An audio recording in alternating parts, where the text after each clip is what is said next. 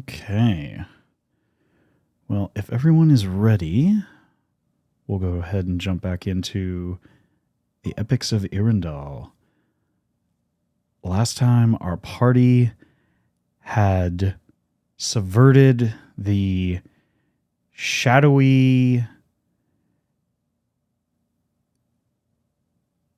images of their own insecurities and own internal demons within the chapel of Gami, the god of death.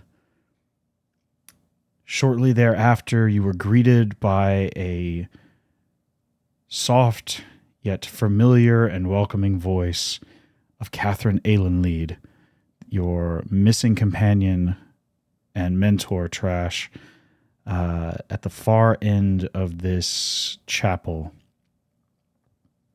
A welcome sight and a welcome voice that you had not seen in many weeks now, and you were concerned had potentially come to tragedy were it not for the direction of Oban Saul in Grossmauer, who stated and showed you that she was in the company of none other than Dr. Nightingale.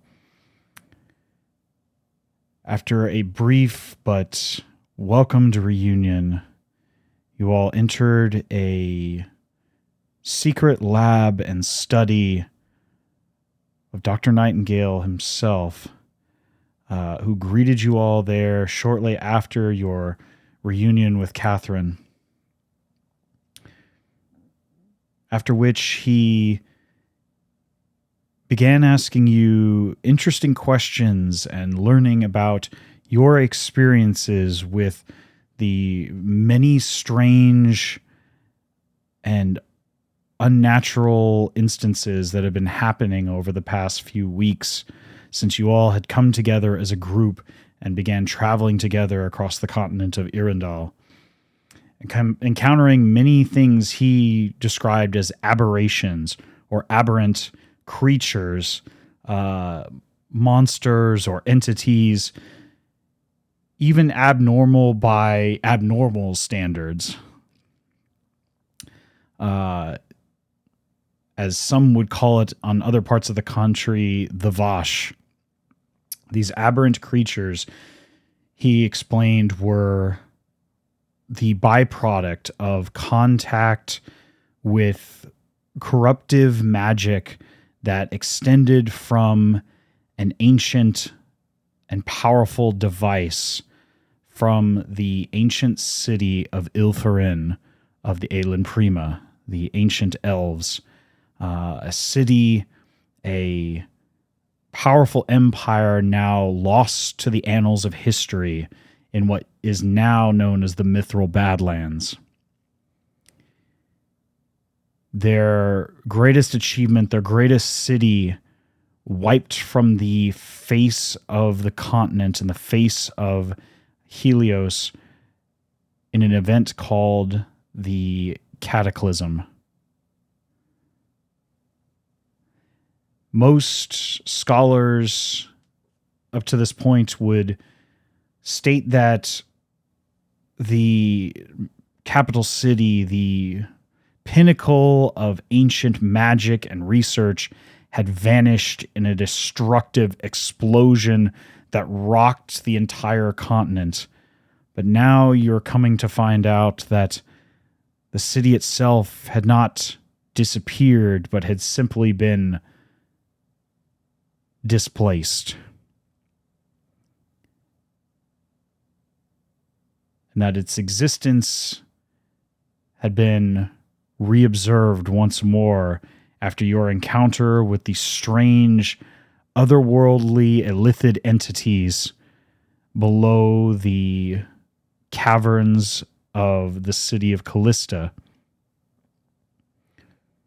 Whatever device they were using to break through the crust of the earth and out into the skies above the capital city of Callista had made contact with this former elven device and structure that you see now is floating through the skies above Irindal, explained by Dr. Nightingale that this device, this mana engine, this magical recirculation of powerful, almost like an arcane vacuum of sorts, absorbing the very latent energy known as mana within every living thing.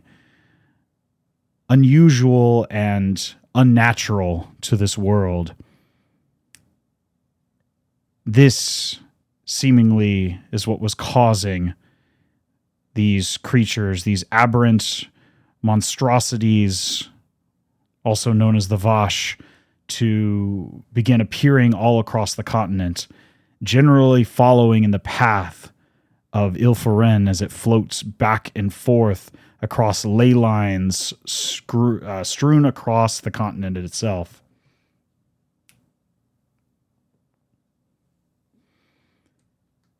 In addition to this, you learned that for you, Floof, your late mother, at least your adoptive late mother,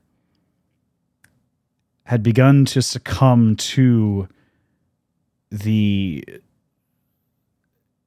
effects of this aberrant energy, this corruptive magic, and in an attempt to protect you, had left the sanctity of your home within the forests to pass away peacefully rather than become a monster and attack the very child she hoped to protect. As for you, Trash, the theory yet is not entirely certain, but you get the understanding based on the assumptions made by Dr. Nightingale that perhaps you yourself are one of these such aberrant creatures. But something about the influence of Lady Catherine and those around you kept you from succumbing to perhaps what would otherwise be base instincts and horrific, aberrant behavior that would traditionally mark the creatures that you've seen thus far.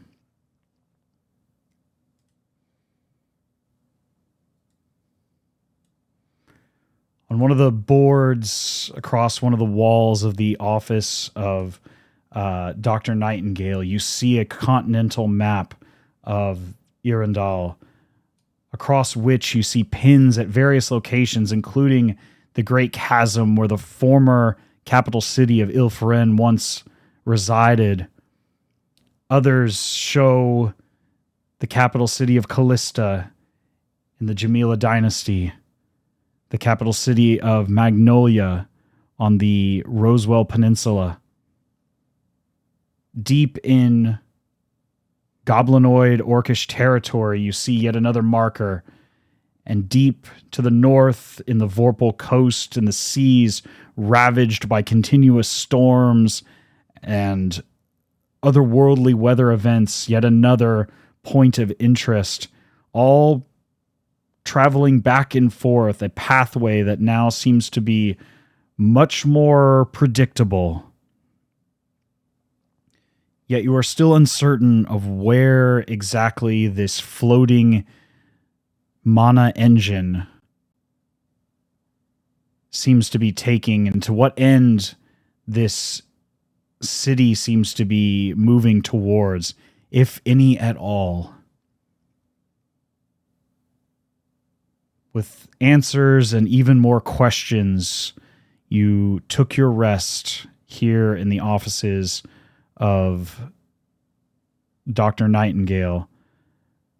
Waking up in the morning, you hear the soft pitter-patter of rain on the glass, the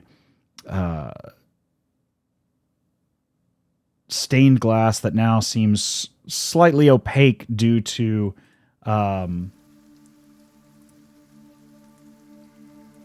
oxidation of many years. The intermediary metals that hold the panes of glass seemingly oxidized and miscolored as well, but nevertheless you can see the rainfall outside in the early morning light as the sun occasionally peeks through the other side of dark, deep storm clouds.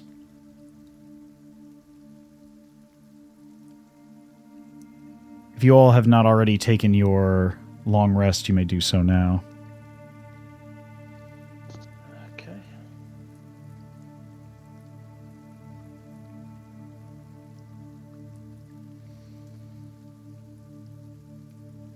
But as you wake, each of you, in the early morning, Floof, you were the first to awaken, and you smell the scent of a sweet scent and a mixture of savory as well. Some sort of animal fat, perhaps glazed with a bit of syrup or sugary coating, and you hear the gentle crackle and popping of food inside of a cast iron pan. As you sit up from the hard floor in your bedroll, you can see in the opposite side Dr. Nightingale looming over a pan, what smells quite delicious, given your lack of a solid home-cooked meal for perhaps the past few days, other than your travel rations and other various, perhaps slightly spoiled, preserved foods you've carried along for many weeks now. As you sit up and smell the food and look over to the figure of Dr. Nightingale, one thing you do notice immediately, resting beside their figure, you stare at their back right now, their dark black leather coat still draped across their shoulders, and they seem to have some sort of thin fabric head shawl over, but the mask that they usually wear adorned across their face, the hook-nosed crow-like doctor's mask with large goggles on each side like the eyes of a bird, is not resting on their face, but also at this point in time sitting on the table beside them. You do not see the face, only the figure at this time, but you do see that the mask is off currently. What do you do? You said he's wearing a hood, so I can't see like the back of his head necessarily, right? Yes, it's almost like a head shawl, like a form-fitting type head cover. So you don't see any color, like the color of hair or anything like that. You just see almost like a darkened fabric, like a skull cap that kind of extends back below the neckline and of their coat. But you can definitely see that the mask is off and resting on the table at this point in time. Okay. I think, weirdly enough, since, in the essence of saying in character, I think that while Floof is intrigued by Nightingale and wants to know more about him, I don't think he would be necessarily interested in his face or his real identity. I don't think anything's clocked for me that we'd be related or anything, and he's just not smart enough. So as much as Bert would like to do something crazy and just try and get a glimpse of his face, I think Floof is just gonna say, "You make breakfast?"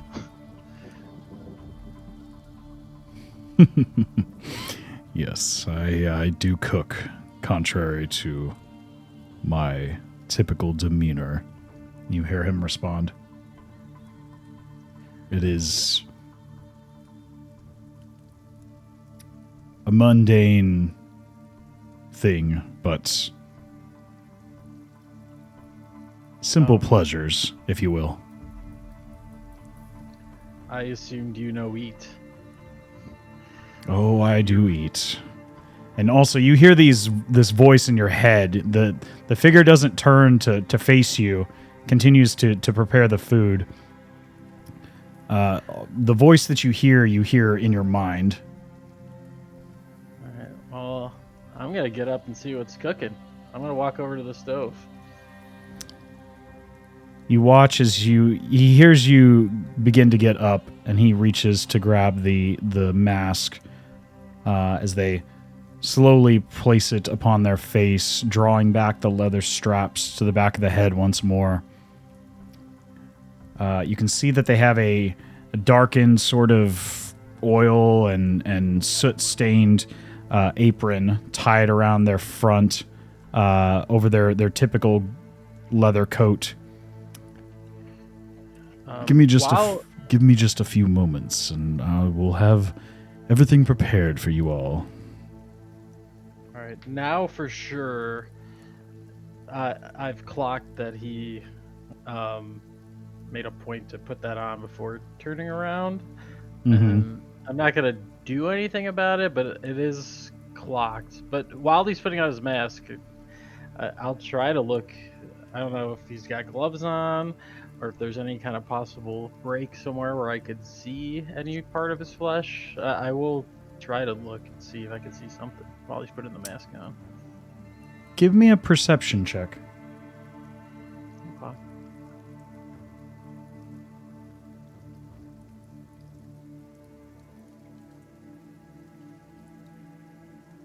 Okay.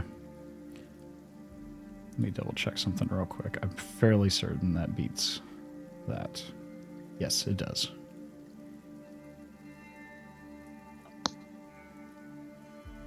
You see initially kind of an off-putting, like a fairly uniform color to the just covered from head to toe in either black leathers or some sort of undergarment. But for the briefest of moments, you do catch a flash of what looks like flesh between the dark black leather gloves that they wear and just the edge of the undershirt. Does it appear human in color? Tiefling? It is a pale pinkish white flesh, reminiscent of a humanoid. Was it hairy? It was not. And the reason it was not is what you do notice. It's exceptionally pink. Like possibly I was burnt? gonna say something. It looks to have the signs, the briefest of moment that you catch, it's the signs of scarring from some sort of intense burn. Okay. I will throw that in the vault of my complicated brain. As Dr. Nightingale clunks the cast iron pan down, as they begin to scoot over onto a large serving dish, a mixture of eggs and what looks like thick cut fatback or bacon, as well as a bit of shredded cheese, not a grandiose amount, and then a large loaf that's already been pre-sliced by them onto a large serving dish and setting it onto one of the central caster rolling tables in the center of this laboratory and this study. Trash and Dazes, you would pick up on that clunking sound as it brings you out of your sleepy stupor of the morning, and you now begin to perceive the scent of morning breakfast. What are you all doing? I think I will go investigate the smell and, join Floof and Nightingale in the space. Good morning to you both. How did you sleep?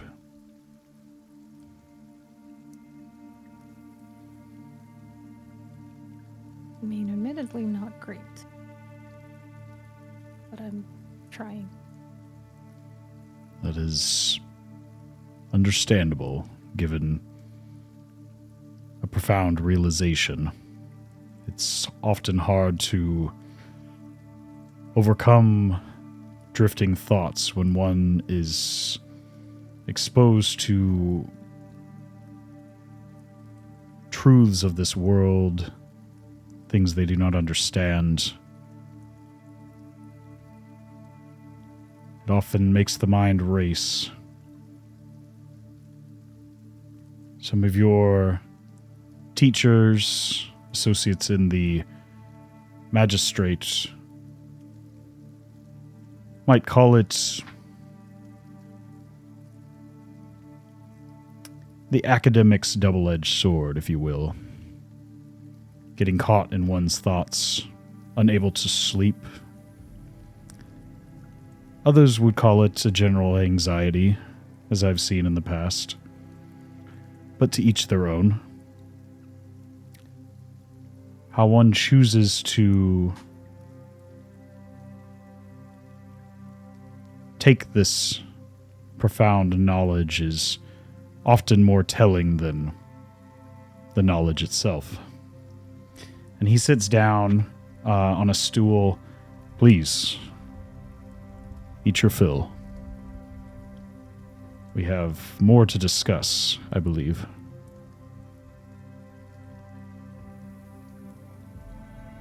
Be careful when saying eat your fill. Friend here has a very large stomach. I can see that. I pat my belly. By all means. It is not often that I have company here.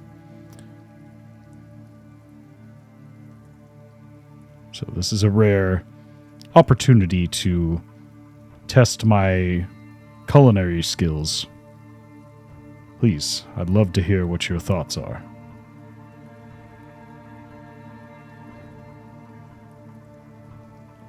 I'll start eating. I ain't waiting for nothing. You take a bite. The fatback is a tad bit greasy, but the flavor is delightful. It is humble, yet salty, and it has a subtle glaze of sugar over the top of it that gives it a sweetness that you weren't expecting, but it makes your mouth water as you eat more of it. The bread is soft, yet has a very crusty rind to it, and does a good job of soaking up any of the excess fat that remains on your plate. There's also a very orangish colored set of scrambled eggs, or what you imagine as scrambled eggs. And as you look over to the cast iron pans, you see in a sort of dust bin hamper, 2 very large eggs, or at least the shells of those eggs. Obviously, the yolks and the whites have now been cooked, but these shells are probably 6 to 8 inches tall, like the size of an ostrich egg. if you will.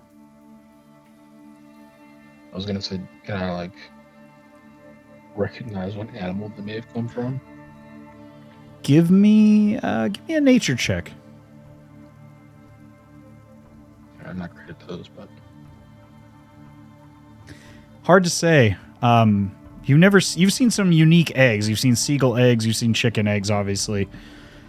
You would imagine that the bird this came from would have to be quite large. yeah, I'll just ask them. Those are Vrock eggs. And as soon as he says that name, you immediately know what he's talking about. As you all were attacked by a number of Vrocks in the Fae-t Dunes, not but a few weeks prior, before the attack on the capital of Callista. They are large, partially demonic birds.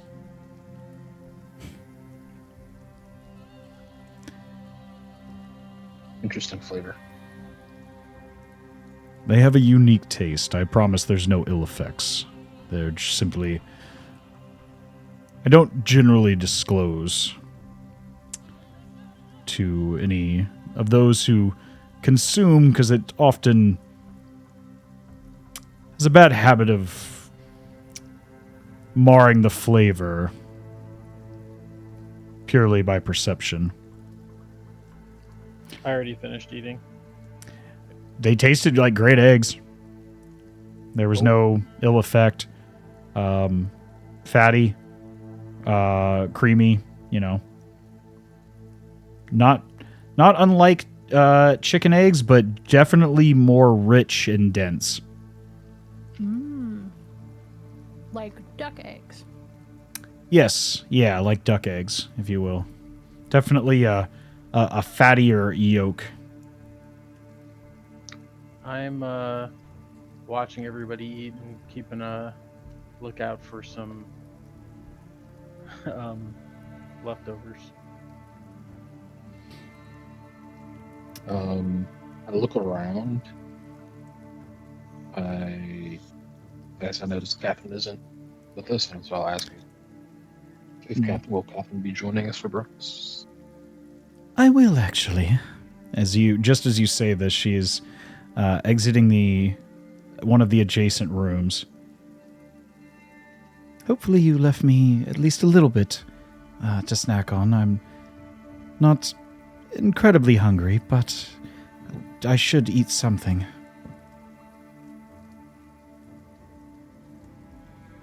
I was going to say I would have some to share if she needed some extra.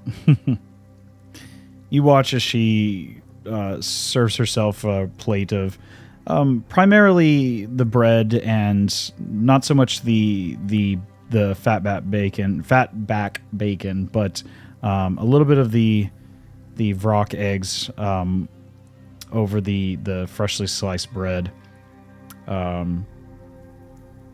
with a little bit of seasoning on top. Meanwhile, you also see Billet is carefully observing the situation from the other side of the table. He's sat up on one of the stools on the opposite side of this makeshift dining table, carefully observing.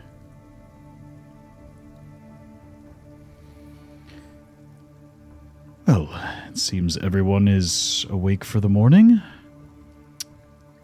So I'll go ahead and just get down to it as you all finish your meal.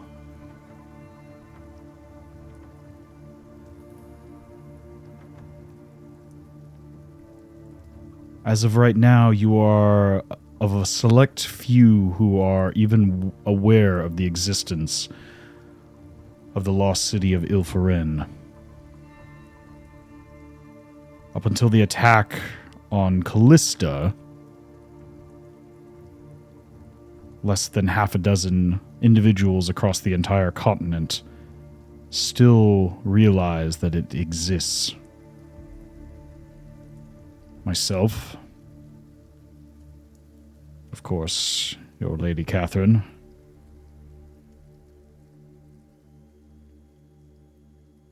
And the monarch of the Rosewell Empire.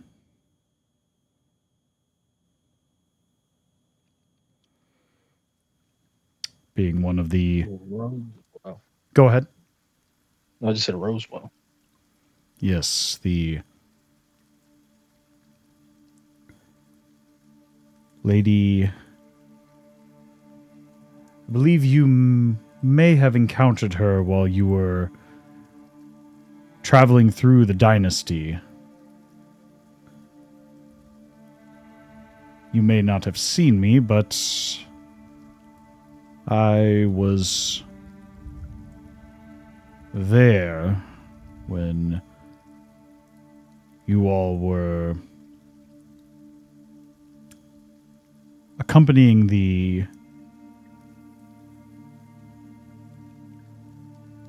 military trainers within the city of Tafar.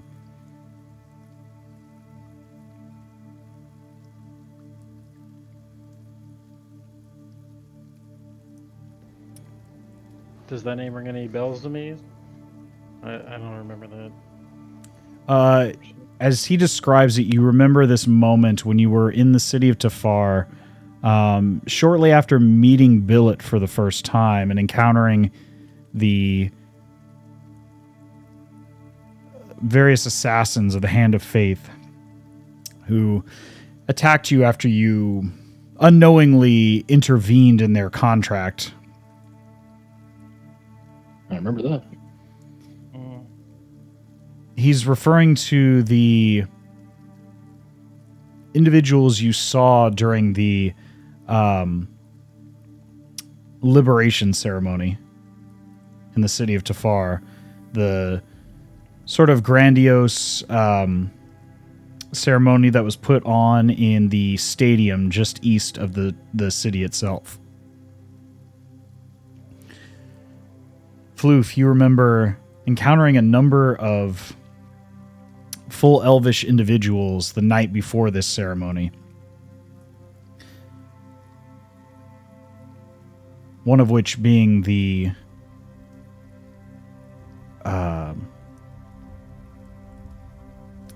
Twilight Hound of the Inquisition. The one you had briefly alluded here in, or just outside of Grossmauer, most recently, the same individual. Okay. But in that capacity, they seem to be accompanying a smaller group of what appeared to be nobles of another region. You saw nobles of the Dwarven Dominium, but in addition to the royals of Tafar, you also encountered, as did many for the very first time, a beautifully elegant elvish woman, the Empress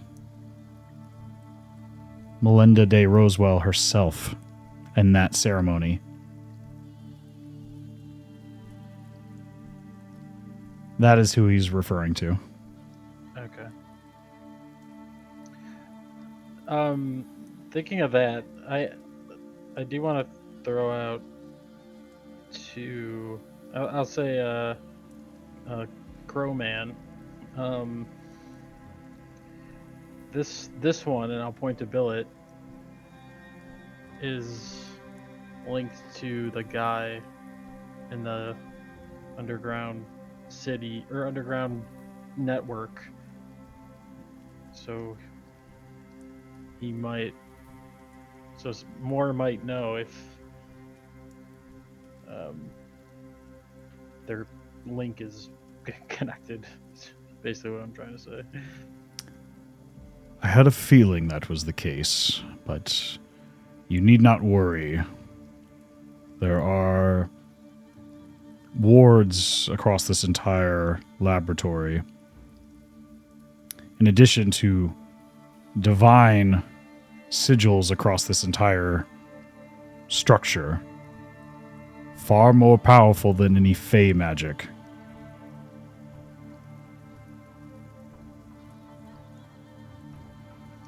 That is why I use it as my brief but current base of operations. I mean, it doesn't hurt to ask, right? Can you lift curse on us? I'm afraid not. That is not really something that I specialize in. My abilities stem from much more ancient, chaotic sources. However, Okay.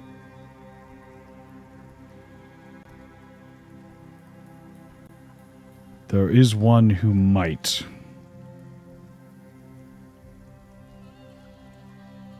Ooh. And it is fortuitous that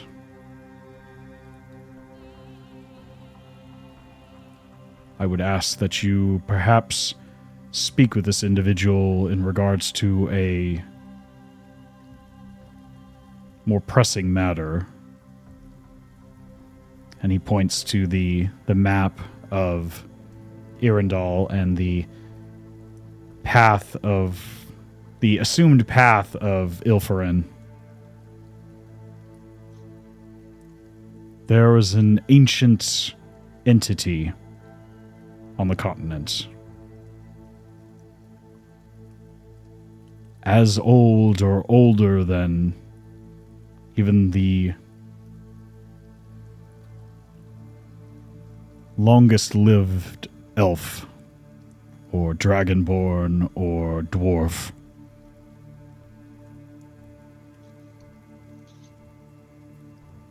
An archfey.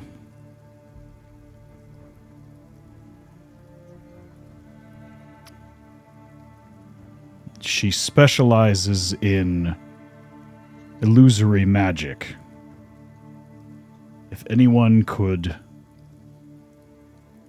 break the guise that disguises the city of Ilfarin, it would be her.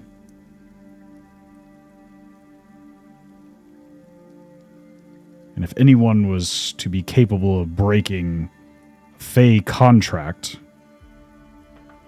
or a divine contract, I would imagine she would also be the one to speak to. Sorry, what's her name again? Or did you not tell us yet? He did not tell you yet. Oh, okay. Who is she? I cannot speak their name. Not for lack of trying, mind you. For the record, I did actually laugh like that. Luke did. I understand it seems strange, but to an archfey, a name is power.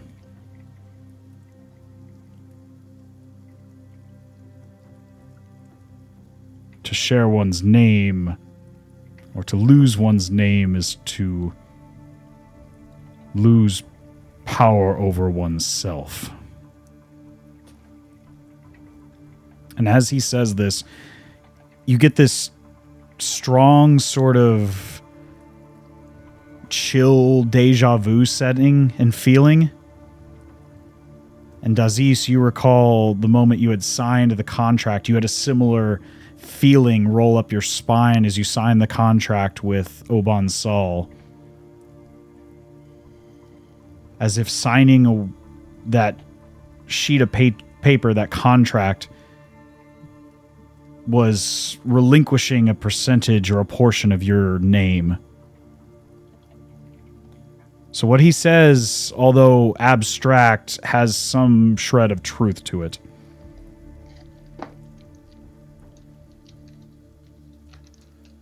I'll say I would assume that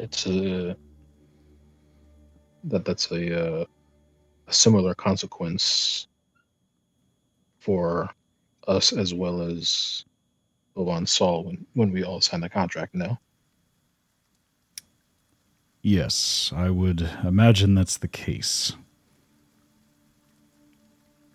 Currently, he controls some part of who you are, your name, your identity, your presence in this plane of existence.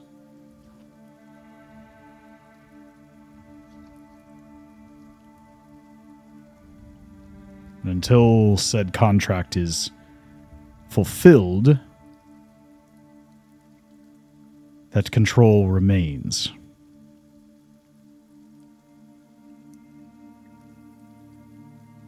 And you can see Billet over in the corner. He can kind of runs his metallic fingers over the sigil that is etched into his chest, just below the collar portion of his armor plating.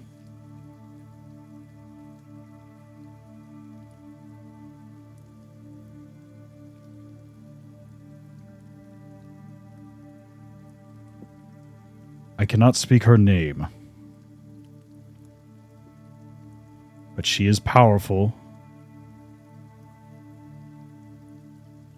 And if we can get her to assist us,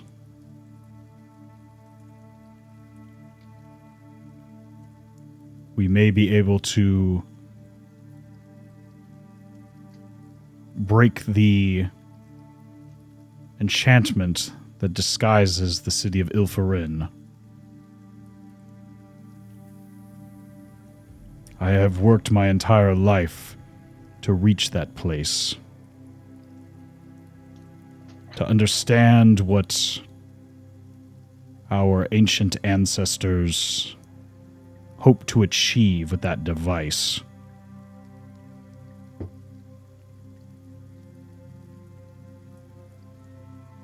You can see he turns to you, Trash, and to you specifically, Floof.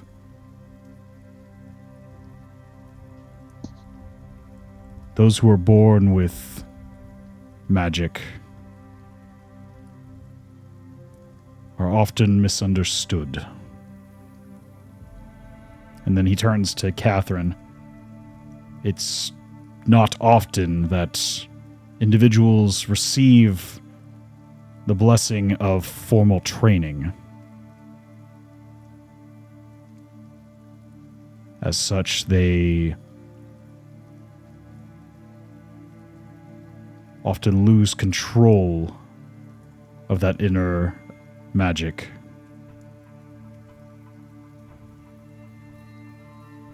Succumbing to base instincts,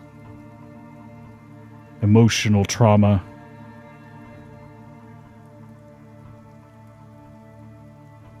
or the ill intent of others.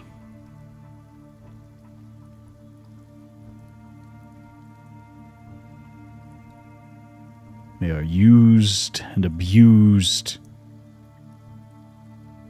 and the powers that would be do nothing. As long as I have another breath in my body, I will see that pattern end.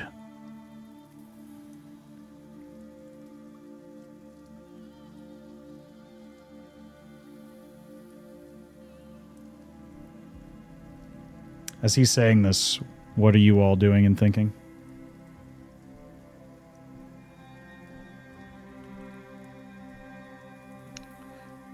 I'm thinking, I'm clocking another I'm special for some reason type of thing, like a few people have mentioned over the last couple weeks, and I'm maybe getting closer, but I don't think Floof,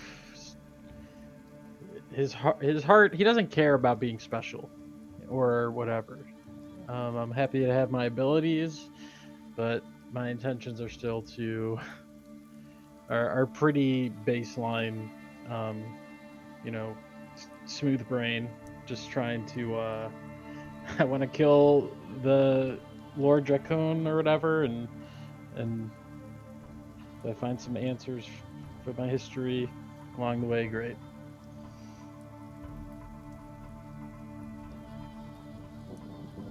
I'm thinking that this is a very interesting individual that Catherine has decided to ally with.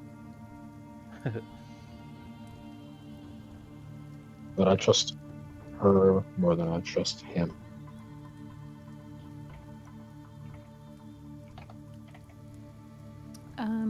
I'm thinking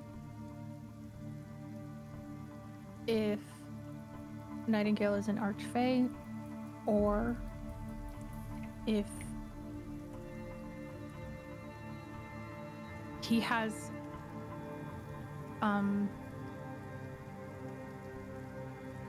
I guess like why he's so passionate about helping people with innate magical abilities. And so there's a part of me that, like, without overstepping it, because I also have my own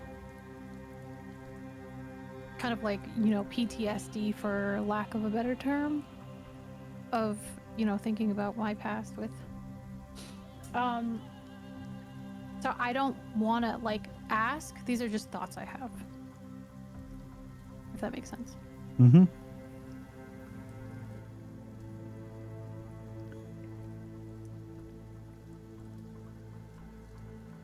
Nightingale, if I may, Catherine speaks.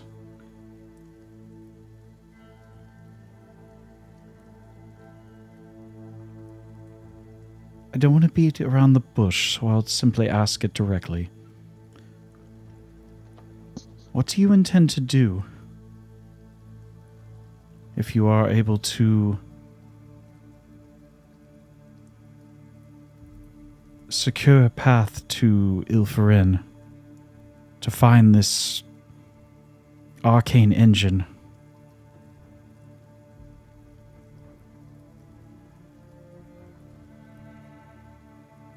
What do you intend to do with it?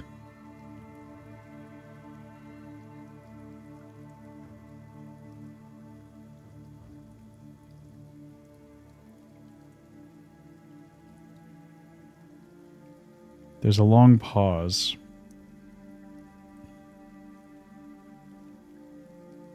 And you see... It's hard to read with the mask, but you can see at least the center of the two goggled, blackened eyes. The face you cannot see below the tinted glass of that face covering and the dark leathers. But you can see that their gaze has rested upon a mural on the wall.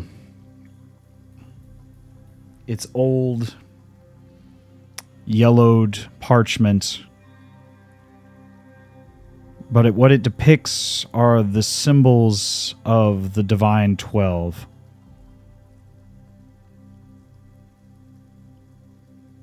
Good and evil, neutral.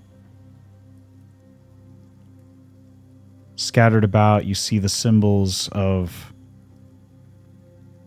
Helion, of course, Gami.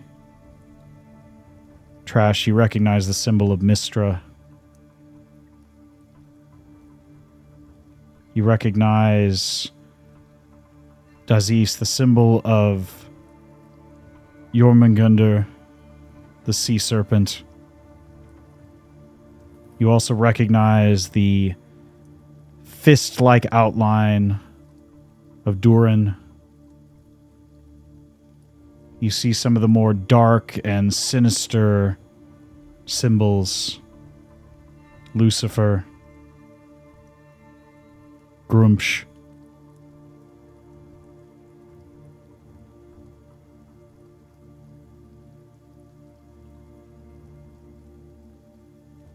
I feel like I want to be... Go ahead. I'm sorry. I said I feel like I wouldn't recognize any of these. I feel like I wouldn't have Maybe the death one, just because we've been looking for it. But You recognize Gami and you recognize Helion.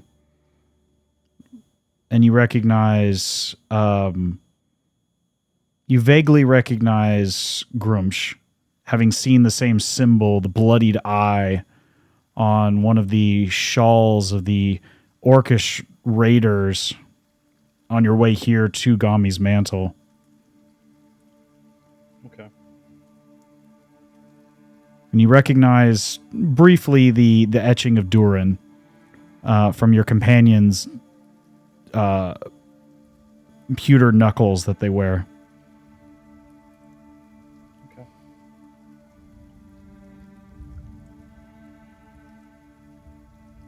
I want to be out from under their thumb.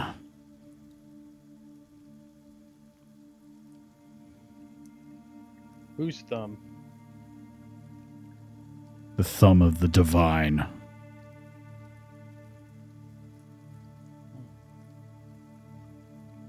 Their so-called edicts.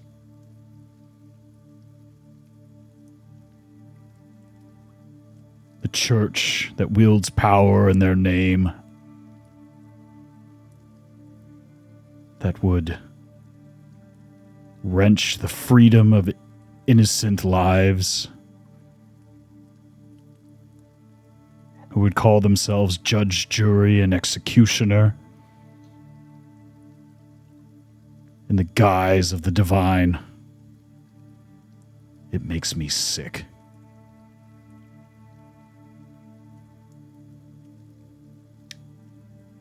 Trash and Dazes, you would remember from some of the wanted posters for this individual. Some of the most egregious crimes listed were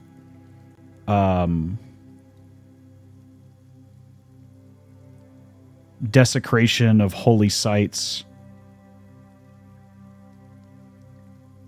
as well as murder of individuals associated with the church. And it begins to... You begin to connect the dots when you hear him talk about divine providence and those who would wield the authority of the divine, whether they be correct or not.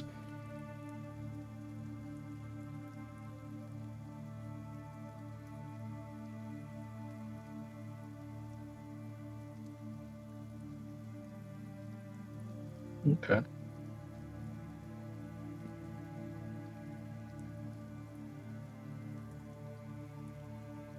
There is more than one form of power in this world.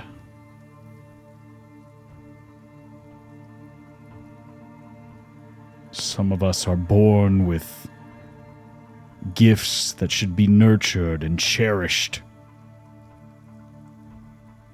Knowledge shared freely. Instead, they hide it. Gift it to a select few. And any who would argue, they condemn.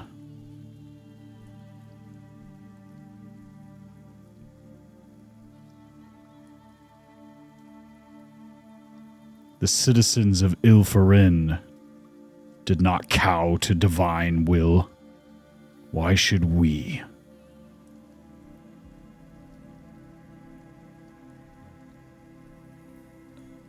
I understand your frustration.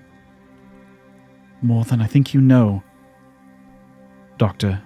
But I also understand that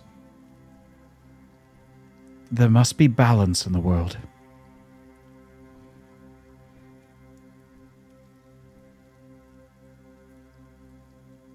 There are powers that none of us understand in this world. Through understanding, we are able to empathize with others. Empathy? No.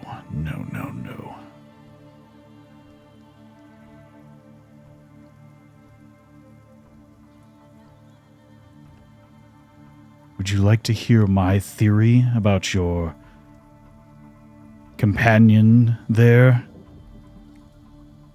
And he watches, his gaze turns to you, Trash.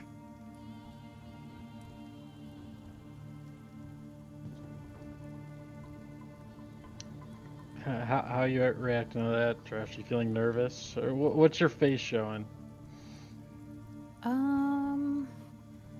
I guess maybe nervous. It's like I'm still grappling with, like, I've received a lot of answers in the last few days, but also the answers lead to more questions, and my head's already kind of swimming.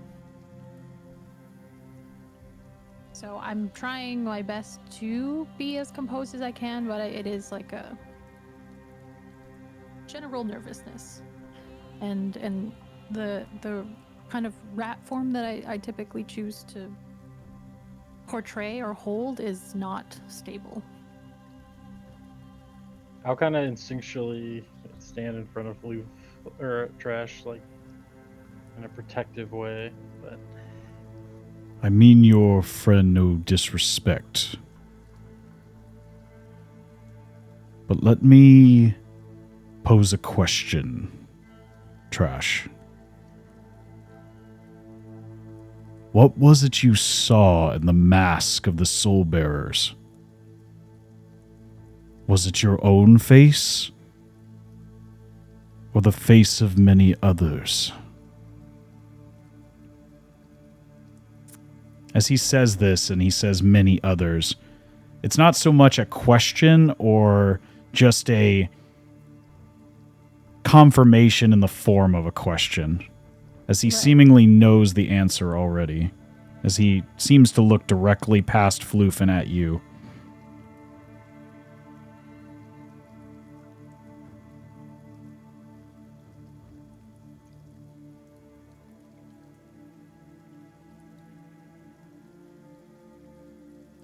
I'll just say,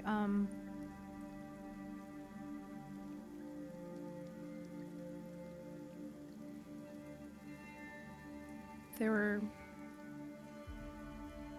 many lives or people, and they all carried a great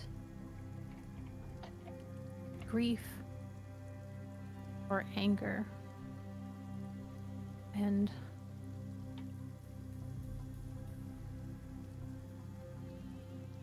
I promised that I would try to do my best to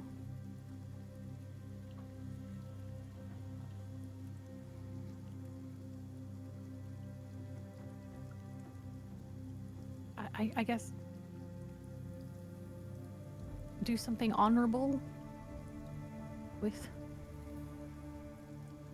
this unintentional gift I've been given. A gift of life. Yes. An amalgamation of many lives. Now, this is just a theory, but one I intend to fully vet shortly.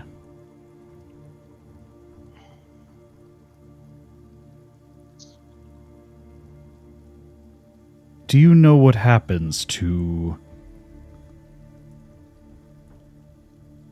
rogue individuals unable to control their magic,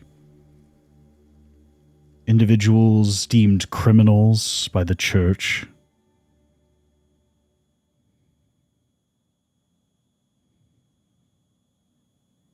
those captured by the Inquisition, smothered in their holy twilight.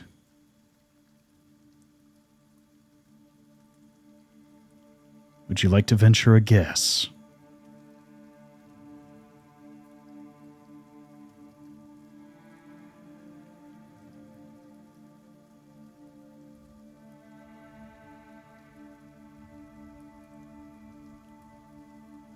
I just start crying. Like, I don't have any...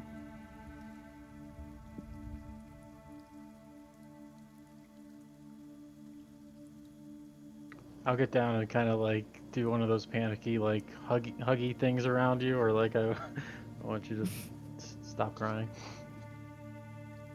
I'll say, I think you can get to the point now. At best, they are kept alive for experiments. Tortured for days on end to learn more about what makes them tick. But eventually, always eventually,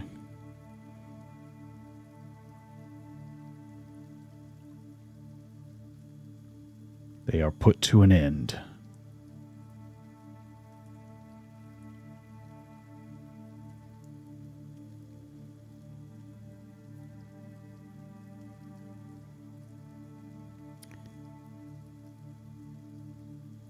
Their bodies discarded ever so disgracefully.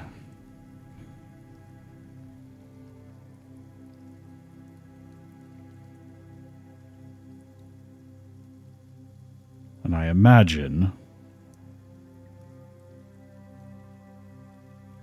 by some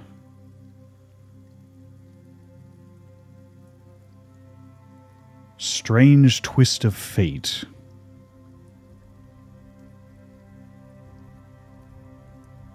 their life force, their mana, their latent magic pooled in the very heart of the city that smothers magic like a disease.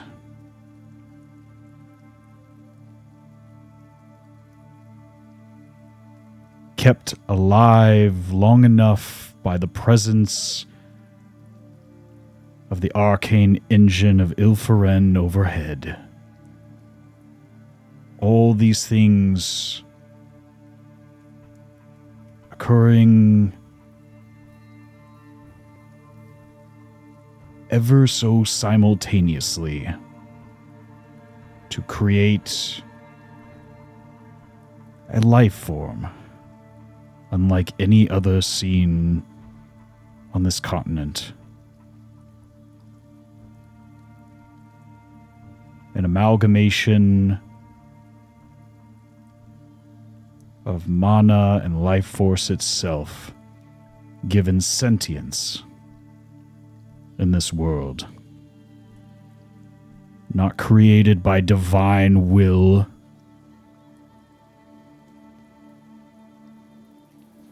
but created by the will of the world itself.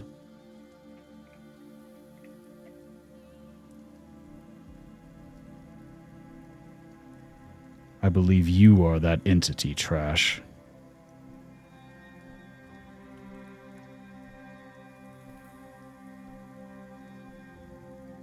Nightingale, please. This is a wild theory at best, but a theory no less. And one you can't argue. And one I intend to prove.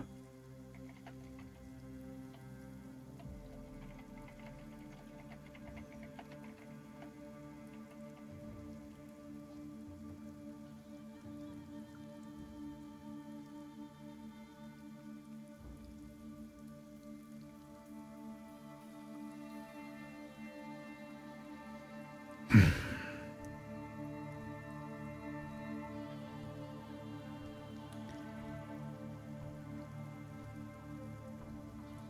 know this is a shocking revelation. I don't mean you any ill will.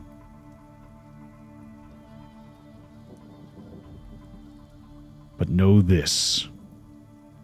If any of you stand with the church, you stand in direct opposition to me. And I will kill you.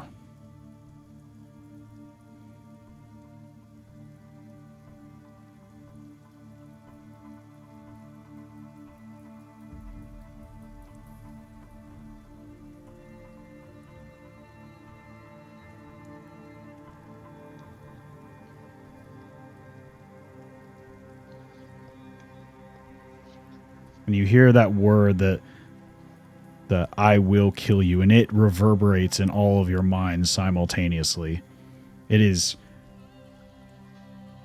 the most venom-laced sentence and statement you've ever heard.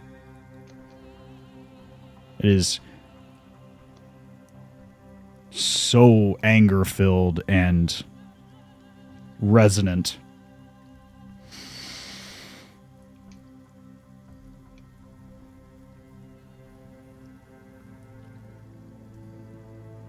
I simply want those who are innocent on this world to be able to live the lives that they are due. No more, no less.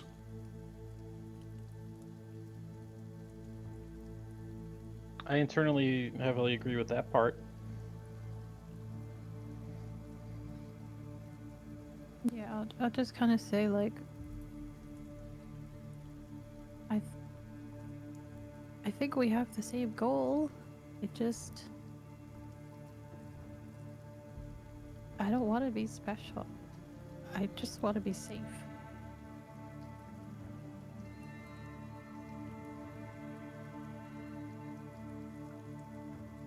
Well, freedom and safety are at a premium, unfortunately, especially for those like us.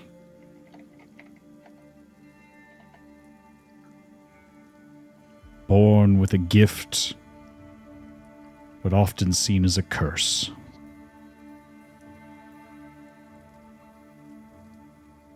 And you can see he stares at you, Trash, but also at Catherine.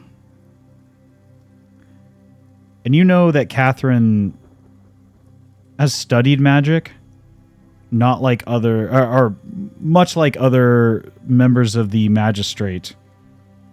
You've seen many types of casters in your time. Your companion Floof, who draws upon the energies of the world itself to fuel their magics. You've seen powerful wizards who rely on study and incantation and alchemy to create powerful spells. But you've also seen innate magic.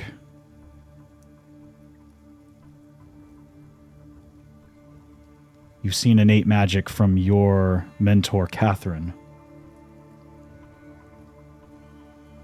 Magics that defy rigorous teachings and logical implementation.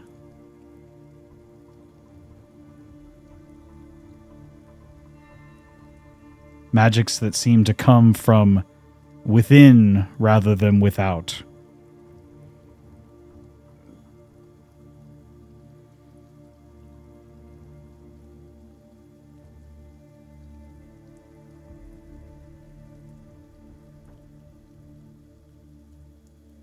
You've also seen magics granted by the divine.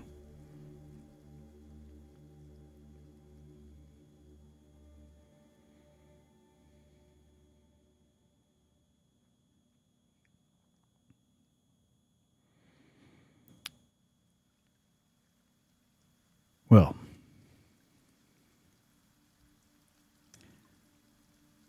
I don't wish to somber the mood any further. So I'll explain what I plan to do. A task I would like your assistance with, Lady Catherine. Your unique skills in the art of balancing reality will come in tremendous usefulness in this endeavor. Meanwhile,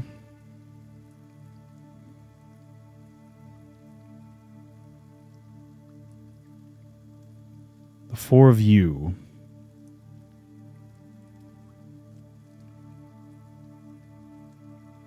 I would love your assistance in parlaying with this Arch-Fae on the continent.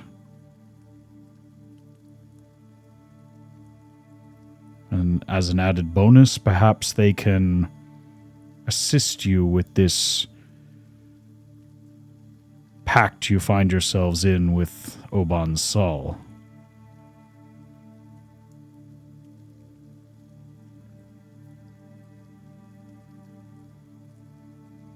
I have no qualms with that.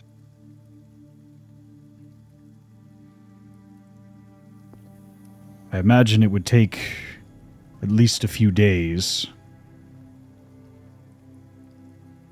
I can get you there relatively quickly, but you'll have to return on your own accord. Do you have at least a bit of time before you're required to perform whatever deal you made with Oban? How long did he say? He told you said you he was had gonna need to- 7 days. Okay. So on the How long 7th did day, this- it's been less than a day. Okay. So you have about 6.5 days to return. Basically, Sure. the sunset on the 7th day, you would need to return to discuss the matter. Has he told us where we going yet? Oban? No, Nightingale to meet the Arch-Fae. He has not. Okay. Well, I guess I'll just tell him we should have several days of time. Good. How familiar are you with the Ragaru Delta of Irindal?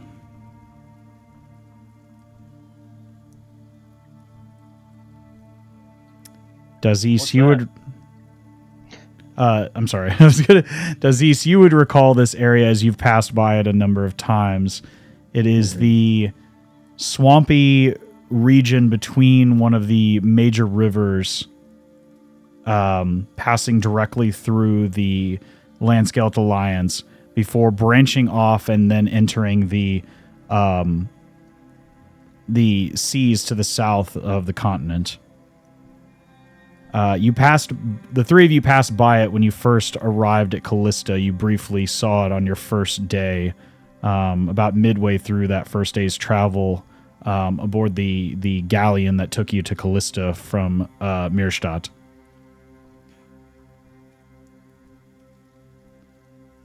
Have I ever been within it, No. or just been around? Okay, I've just been around it. You are aware of it. If you all would like to make any history checks, you're welcome to do so. And depending on the results of that, I can share a bit more information. I will probably not roll because I don't think Floof would have cared about this before recently. But I do.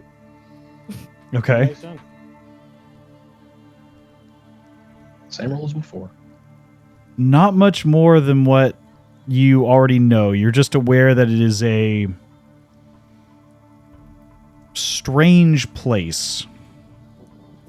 There's a lot of, at least from your perspective, Dazes, you know that the Ragaru Delta is, at least from the opinions and rumors that you heard on many trade ships and smuggling ships, not a lot of people go there. The denizens of that region are at best described as strange, at worst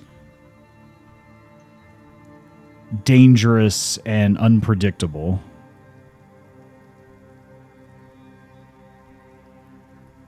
It is a swampy, humid region between the salt water of the sea and the fresh water of the river and lake country further north into the Landscale Alliance.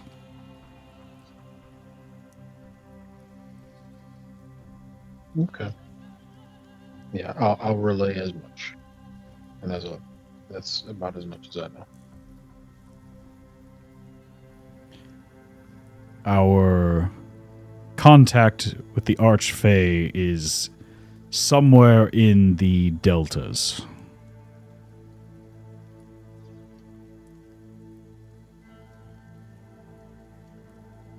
They are an ancient being.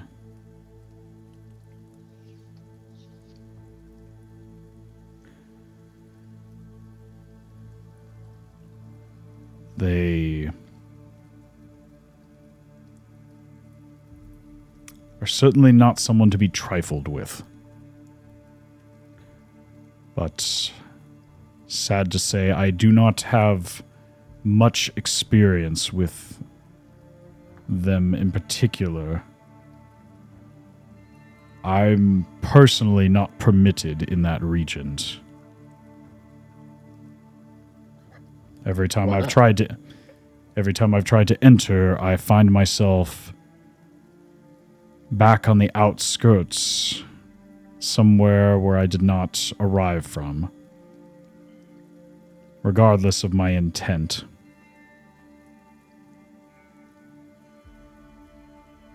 Whatever magics surround that place are strange and potent.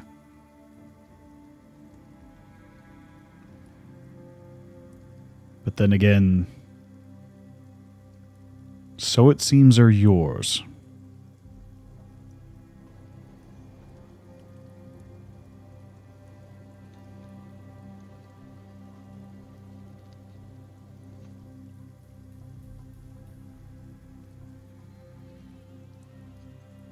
As I stated, I can bring you to the edge of the deltas, but you'll need to find the Archfey from there.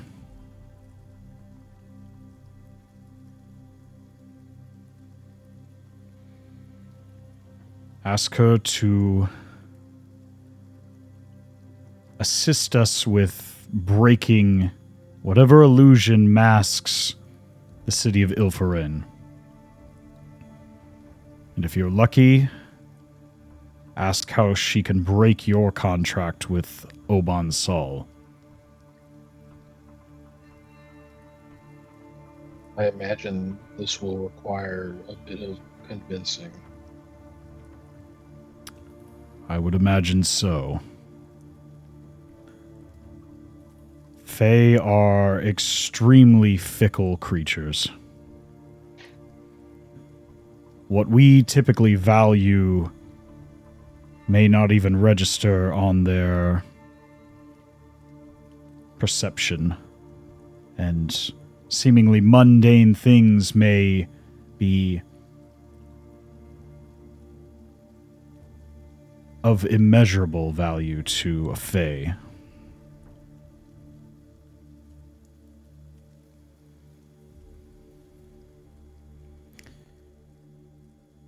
If you all take this endeavor up, please be careful. My experiences with the Delta is not unlike Dr. Nightingale's. There are tremendous unusual magical forces in that region. The magistrate for decades has tried to negotiate with the Fae and the more intelligent entities of that region with little success.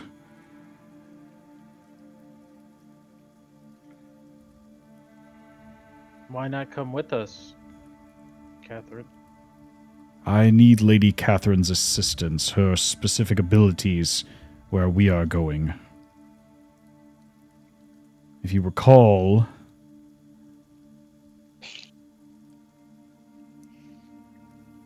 from your experiences with the Inquisition, oftentimes those deemed criminals are captured and sent away somewhere in the Empire. In the past, this was detainment facilities, prisons, and inevitably martial execution. However, I've not seen signs of detainment in the usual locations as of late. But I simply believe that's because they're hiding these locations, or location.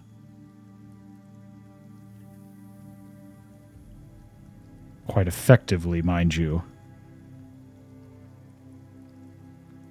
Your Lady Catherine has a unique ability to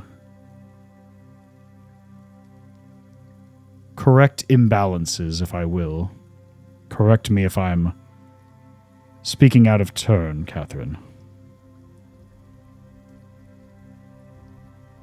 To a degree, yes. I have a unique skill to balance fates that were otherwise altered in the past. Or twist fate for a brief moment to align with more favorable outcomes.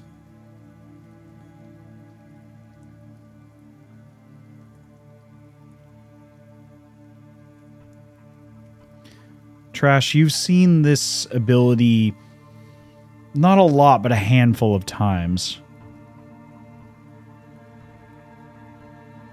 It's not like any other magic that you've ever seen another member of the Magistrate, even powerful members of the Magistrate, use before. It is wholly unique to Catherine. Situations that otherwise should have had outcomes you assumed would be greatly against your favor seem to right themselves in real time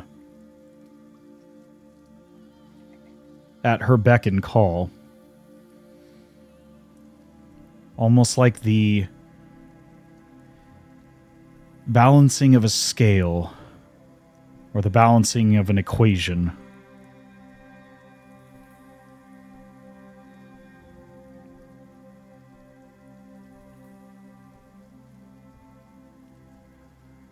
And, like, I recognize that as being unique to, like, I've never seen anyone else been able to pull off something like that, right? You've never seen anyone else use any type of magic like that. Okay.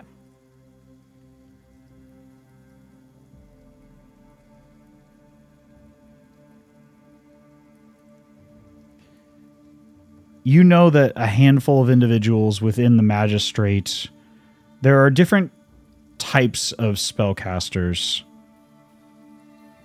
As I stated, there are those that study the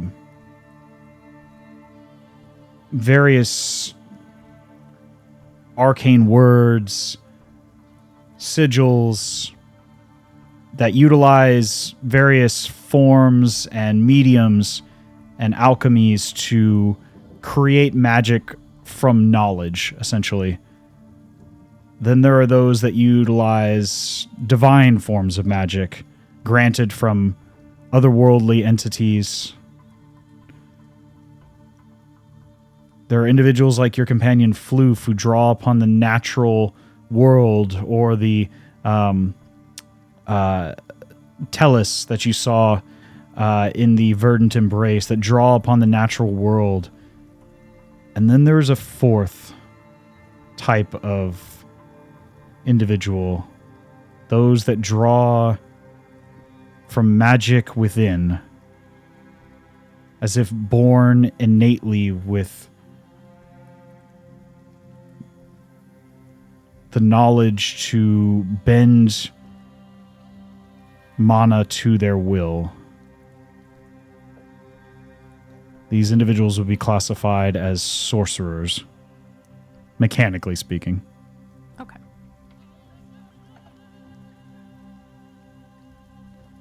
You've seen signs of that from Dr. Nightingale as well.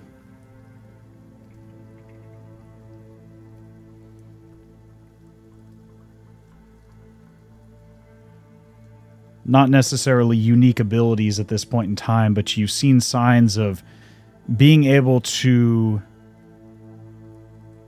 bend or break the typical laws of magic that more learned spellcasters within the Magistrate would otherwise be unable to do. Perhaps enforcing their will to greater effects against a target, or targeting multiple individuals that would otherwise require multiple incantations from a scholared sorcerer or a scholared wizard.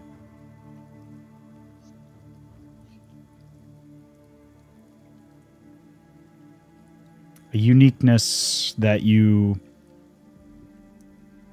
have seen more of recently.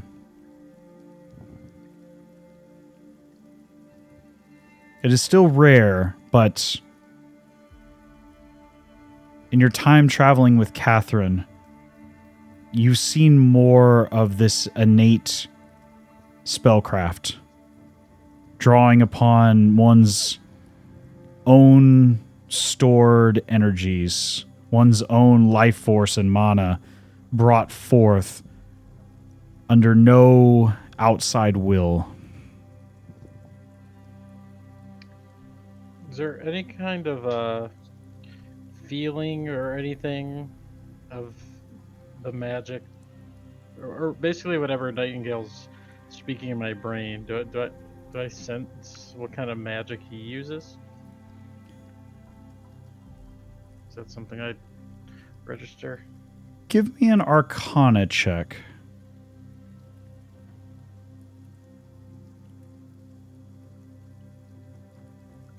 Okay. The very fact that he speaks in your mind is profoundly different than other forms of magic you've seen. You in particular have felt this investure in and manipulation of magic that would otherwise be abnormal. Your first meeting with Dr. Nightingale, when he polymorphed you into a small bear cub, you felt his will being enforced upon you in an almost oppressive manner by some unique means. As if you were about to overcome it, but the force of the spell itself almost seemed to redouble its efforts and force its will down upon you. Mechanically speaking, from a D&D perspective, forcing you to make the save at disadvantage. Okay.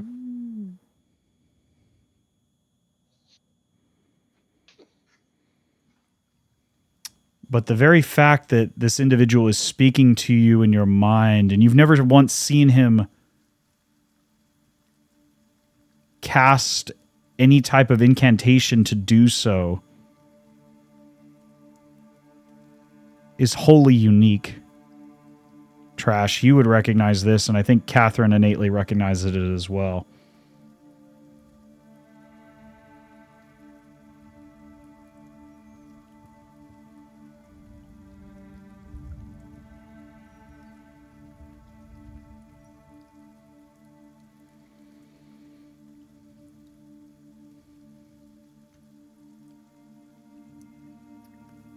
I would like your help in this endeavor. There are more and more every day that are born to this world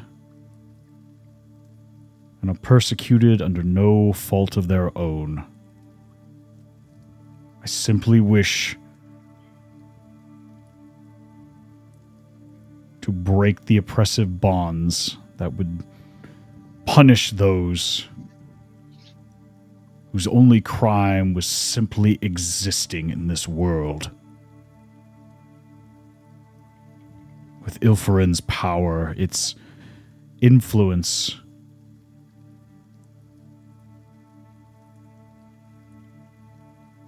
we could stop that from happening in a fraction of the time.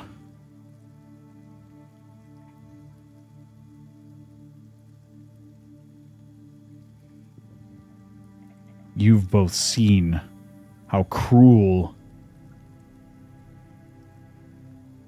their dogs can be.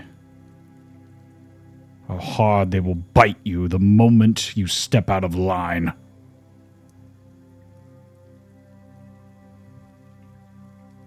All because you do not follow the same divine will that shackles them.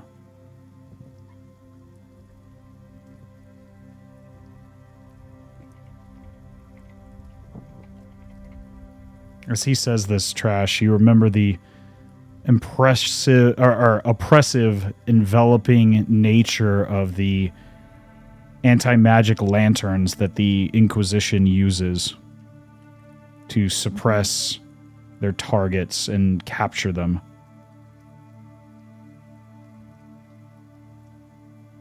And were it not for Catherine's intervention,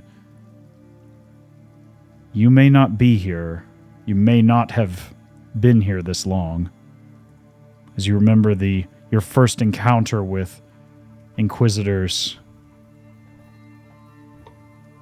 below the aquifers and in the sewers of the capital city of Magnolia itself.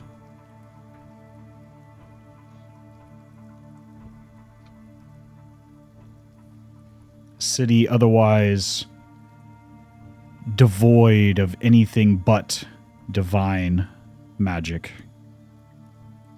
And yet, here you are.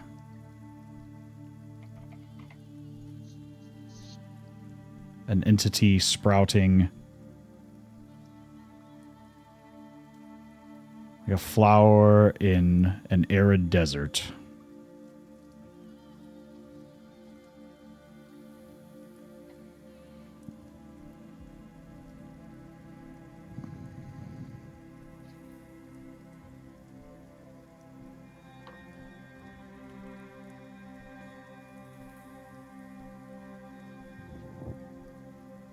What do you say?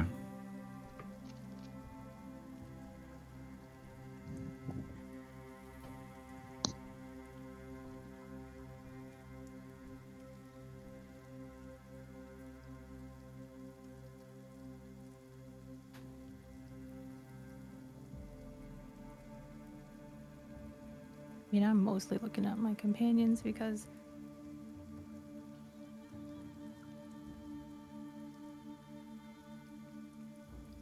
I feel like this isn't their fight. I'm not going to ask them, but, you know.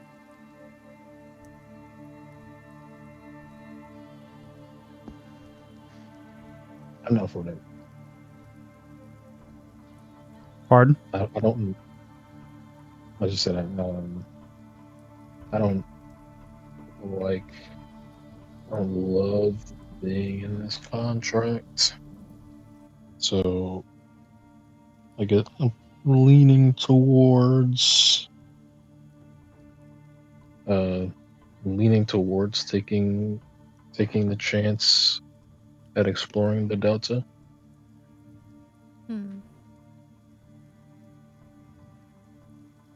But We lift curse. We help trash. Win.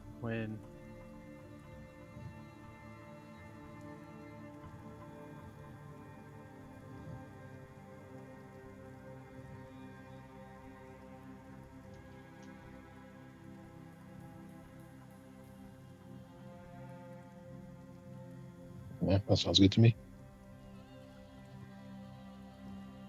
Well, I can certainly say I'd love to be free of this. So if there is an entity worth bargaining with,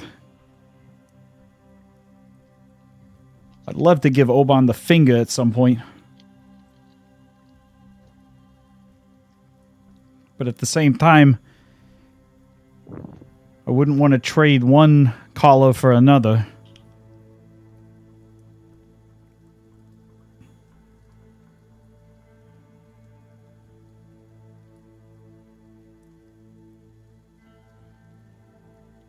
You have to come, Metal Man, don't you? I don't really have a choice in this matter.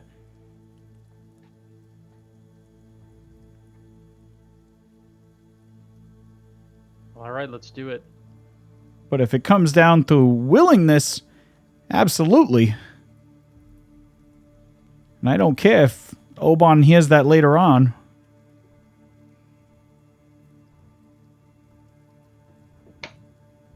What have I got to lose at this point?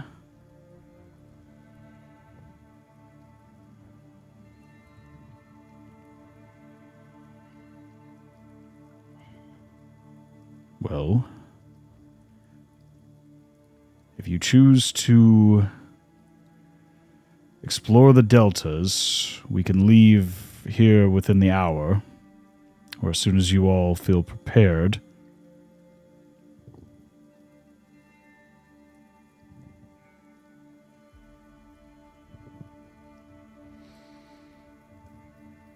I simply need a bit of time to prepare, and we can depart from here.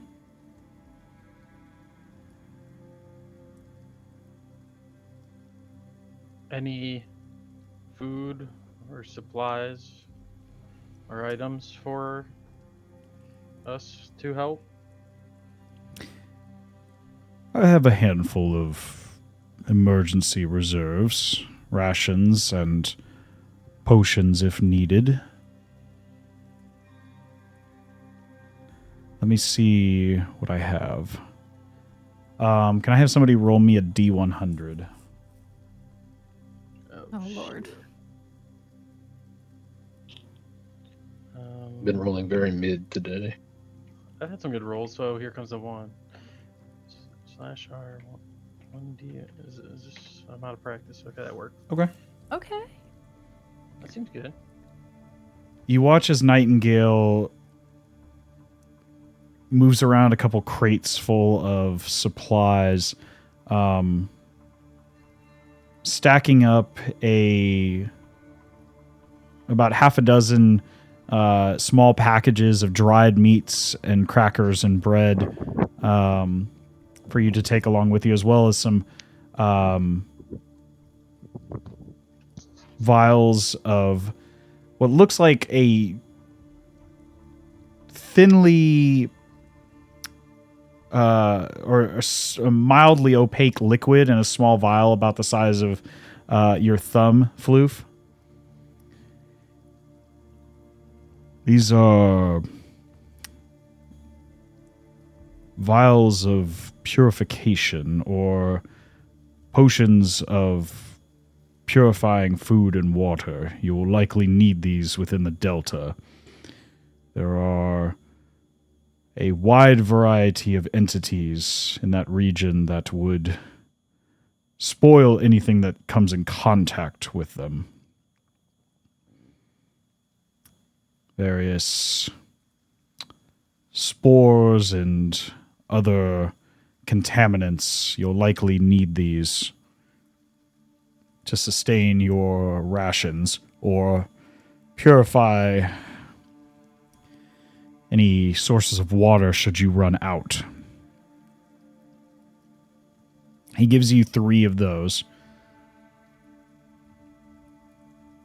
This should be enough for 2, maybe 3 days, used sparingly. Enough for a lot of you to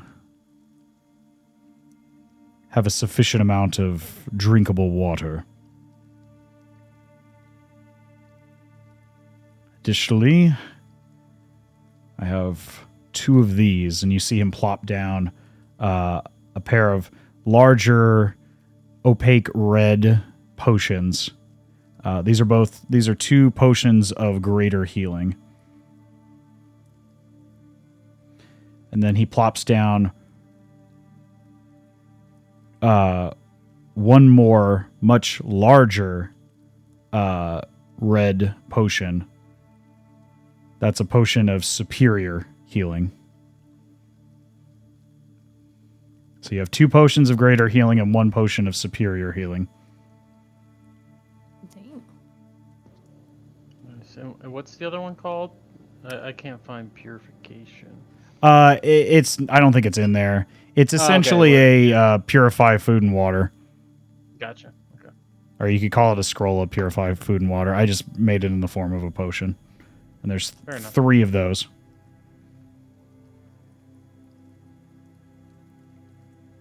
That's all I really have to spare for the time being, but that should assist you should your own personal reserves of magic or spellcraft run dangerously low.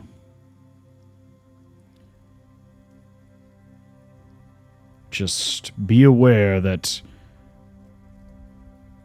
the Delta is a strange place. Reality and time may be less than linear in that location. They bend to the will of the Fae who rule them.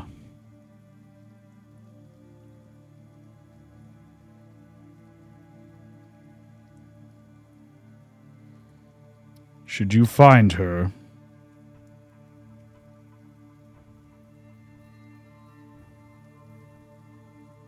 at minimum, discuss what she knows about Ilfaren. Perhaps at minimum we can find a way to break whatever illusory magic surrounds the floating city. Whether she directly helps or not.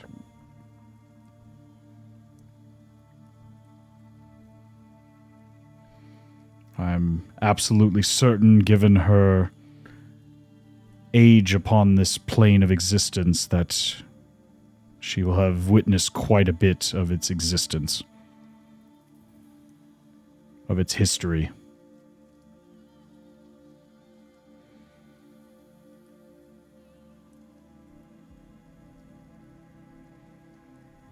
But with that, if you're prepared, we can begin our travels to the Delta.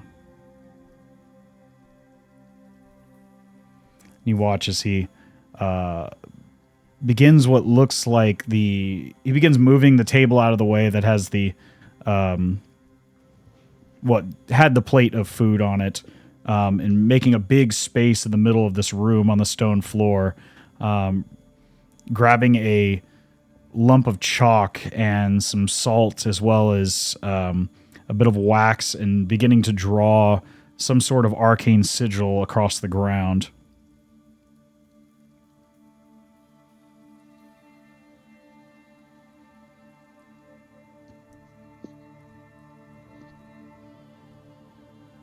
While he's doing this, what are you all doing? Casting Blight on Nightingale. I'm just joking. You can certainly try. Can you imagine? Oh my God. I'm here for it. Let's see it. I mean, I'm just gathering up whatever stuff Yeah, I I would have. just say, in my like, you know, pocket. trying to prepare and for the journey ahead, whatever we got to do. I would Okay. say don't give me the potions, because like worst case, like I have like healing spells.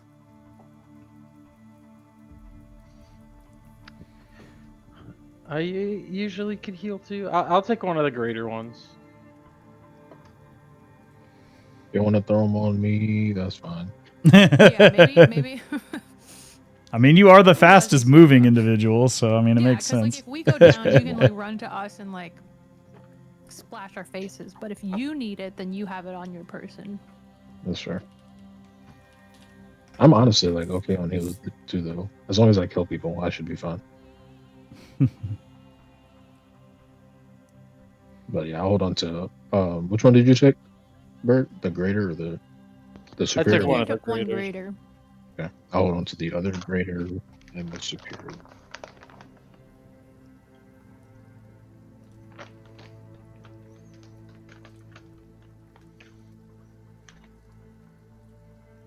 Hey, Quirky, can you talk real quick? Yes. Hello. Okay. Sorry. Vale was in chat and saying your mic was a little low on my end, so I'm just trying to boost it up a little bit. Got you. Wait, who said that? Vale in Man, chat. fuck Vale. I'm just joking. Man, fuck them kids.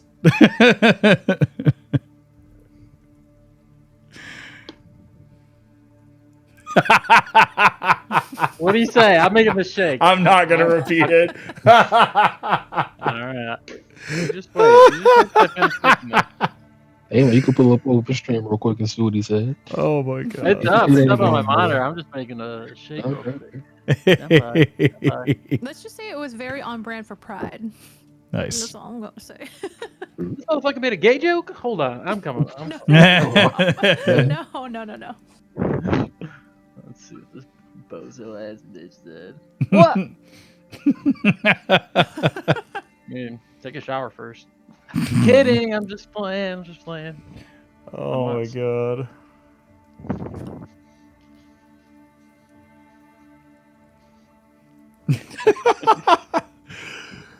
I haven't heard it eat my ass like clap back in a while. That's a good one. It's like, here's a spoon so you can eat my ass. Oh man. Anyway, as you all prepare for whatever spell or incantation Dr. Nightingale is preparing to cast, you can see that there's a bit of reservation in Catherine's face, but nevertheless, she understands that regardless of the situation, she is viewed as a criminal at current circumstances. So, really, there seems to be no other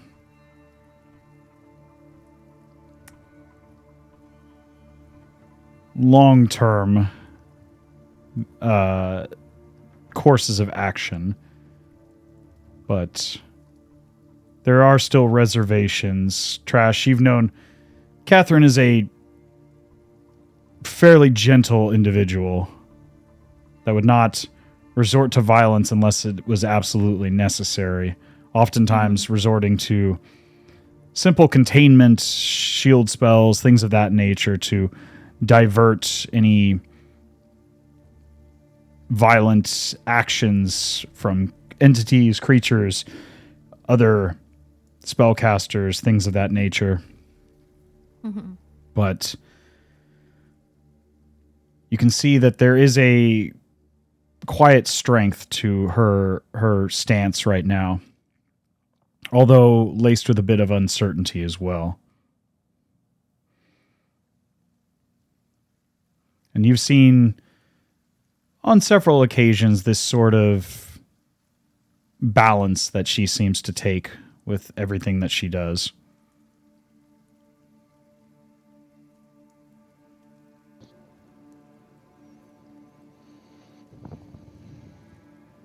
Well, I'll look oh, to go Nightingale ahead. and say how we contact you two.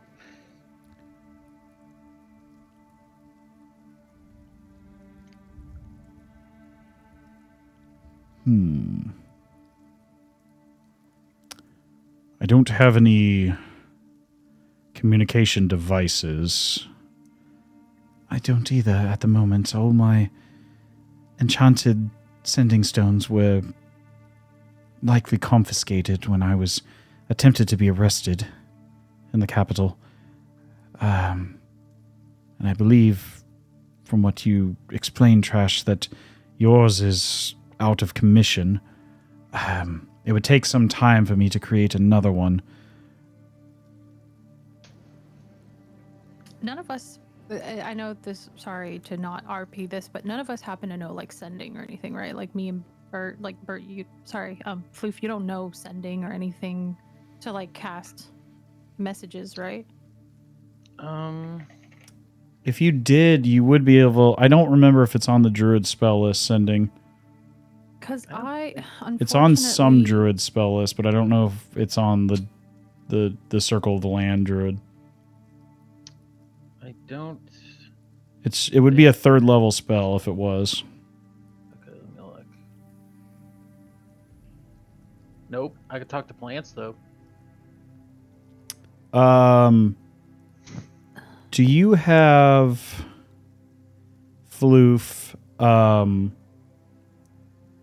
There are other methods of communication and transportation that druids do have. I don't remember if they are what spell level they would be. I'm not really seeing anything that clocks there as far as up to level 5. Awaken now. I might have a temporary solution, but please try to use them sparingly.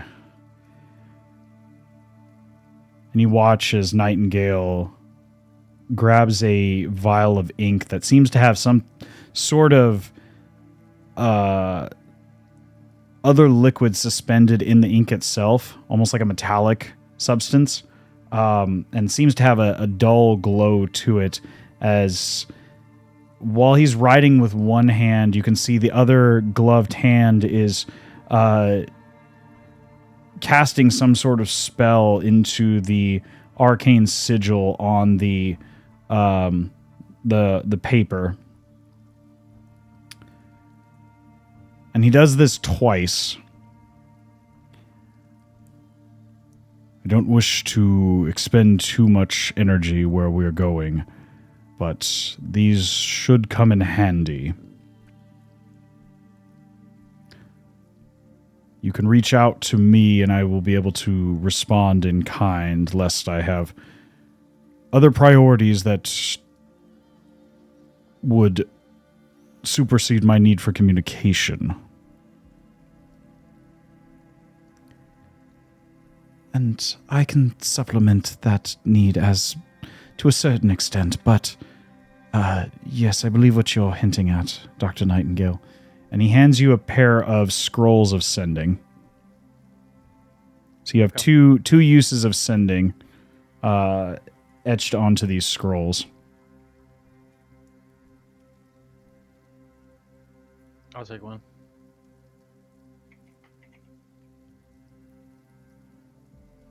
You can take the other one, since y'all are the magic adepts.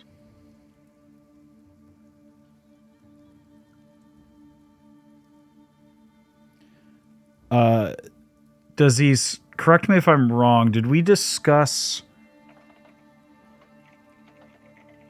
in past sessions, I can't remember the staff that you carry, your original staff? I think we did discuss it to a degree, but I can't Okay. recall to what detail. Okay. We talked about it. We talked something about it. So Okay. I think so. Did now I don't remember. we add that to your I don't know if we added that to your inventory list at this time. That just I don't popped into my know. head. I don't think I had like a particular name for it that got added. I think it's still just. I think I still just have it as quarterstaff in my inventory. Let me double check something real quick before I forget. But I do remember vaguely discussing it with you after it was... I think it was revealed when you were in the Hand of Faith. Okay, yeah, that sounds like maybe correct. Right. I thought I mentioned it to you, but let me look this up real quick. Is there... While I'm doing that, is there anybody... Yeah, is there anything else that that you all would like to do or address before the spell circle is completed by Dr. Nightingale? I did want to. How long has it been since we saw the city near Callista? I mean, you saw it. I think, Trash, you might have seen it briefly in the sky after that incident. But it's been probably about 4 or 5 days ago. Okay. That you saw it. I guess that wasn't the real question I wanted to ask. What I wanted to ask is if... Well, I guess since we've seen it multiple times, and I guess I can maybe ask Nightingale about this too, but I was trying to see if there was like a way to sort of track or keep track of the direction of the city based on when we've seen it and where we've seen it. Okay, I see where you're getting. Yeah, but that may like require trying to keep a consistent eye on it, which obviously we don't have a reliable way to do. Right. Give me... This is going to be a pretty high roll. Yeah. Give me either a survival or arcana check. Okay, I'm better at survival. Okay. Oh, excuse me. I forgot my mic was down. You vaguely remember the trajectory of the city as it moved away from your initial sighting of it above the city of Callista. It seemed to be moving in the northwestern direction along that trajectory, but it's hard to tell at what speed it was moving and where it might be now and related to its previous. You just know it was heading northwest from that current location. So going back to the map here. And the path that you see with these red lines that were provided by Dr. Nightingale's charts. Mm-hmm. You originally saw it over the skies of Callista. And it would be heading... And I stated it would be heading north or northwest. So it would be heading in that trajectory towards the Vorpal coast. Okay. At what speed, you're not certain. Yeah. Okay. I want to... I should probably write this down so I don't forget. I kind of do want to at least keep... Maybe I'll keep some like written notes of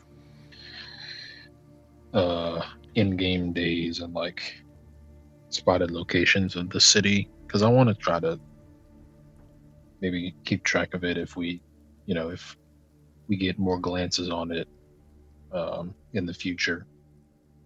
See if maybe, because like we have an idea of the path, but I kind of wanted to see if it's always moving in the same direction or if sometimes it may turn around, because Because if it's consistent, then it would be nice to have an idea of where, where it would be Okay. in any given time. But Sure. that's a Yeah, if you want to, take a in your long-term- downtime, if you want to make a survival or an arcana check, you're welcome to do so. If you want to try to keep track of where the city is heading and at what speed. You can see, whoops, let me go back to that real quick, just so I explain what you see on that marker board that Nightingale has created. You see a number of pins marked in various areas along these trajectories. You see major pins at the corners of this star-like pattern across the continent of Irindal. And you see various smaller pins that you believe, based on his explanations the previous night, that those were encounters with the aberrant creatures, or also known as the Vash. That you see them kind of falling along those connective lines between the larger pins. Mm-hmm. And that's kind of how he's determined this pathway and the trajectory. So based on your encounters with aberrant monsters and creatures all across Irindal, you've seen some in Tierhelm when you first joined, your party first joined up together. The next ones you encountered were further along, closer to the southeastern corners of the Ehlenwald forest as you headed towards Mirstadt. Heading southeastward, then you encountered the creature known as Her Majesty along the coasts of the Sea of Tusk. Now, these don't really fall in line. They could have resulted from contact with Ilfaren in previous pathways or trajectories, but as you see these encounters sort of pop up along these lines, they seem to confirm the trajectory that as you've gone southeast now and moved, you would imagine that Ilfaren, with that roll you had earlier, you can't really tell how far it's moved northwards, but it is on that north by northwest trajectory at this time, as you would imagine. To what extent is hard to tell based on that roll. Yeah. Okay. So its exact position you're not certain of, but you would imagine that based on where you saw it in Callista and the brief movement you saw before it vanished again, it would be moving north by northwest along that trajectory currently. Yeah. If it keeps moving on, that we probably wouldn't see it for a while because we're going southward. Right. At the moment, so. All right. Yeah, I'll keep an eye out on the sky. Okay. Just in case.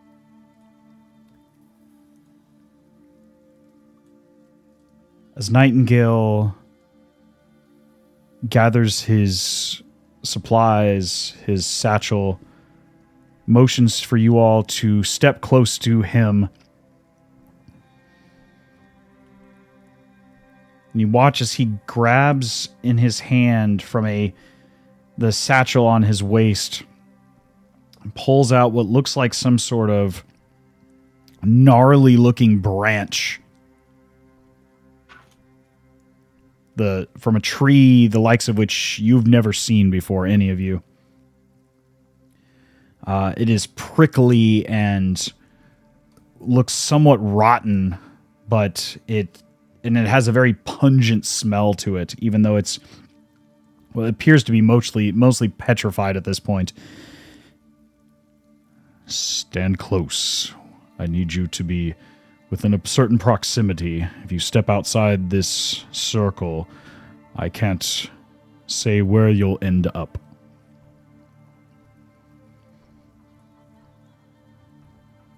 And Trash, you've seen similar castings to this as he prepares to cast teleport on everyone. Hmm. And that whatever is in his hand is most likely some sort of physical item from that location to try to... To like channel it or something? Yes, to try to minimize any potential mishaps. But that being said, I need somebody to roll me a D100. I did the last one. I mean, I'll do it. Do it.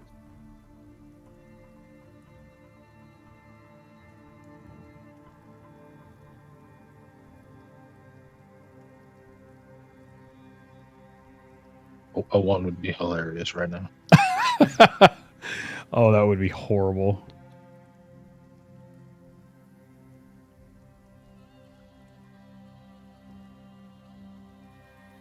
Okay. It's not great. But 31? Okay. As long as it's not in the single digits, you're fine. Okay. You had only a 10% chance of failure. Okay. So you feel as this casting begins to occur, it's almost like your bodies are being sucked into the center of this circle, like being pulled in and compressed to a singular point for the briefest of moments before you are kicked back outside this circle as you find yourselves in an entirely different space outside of the study of Dr. Nightingale.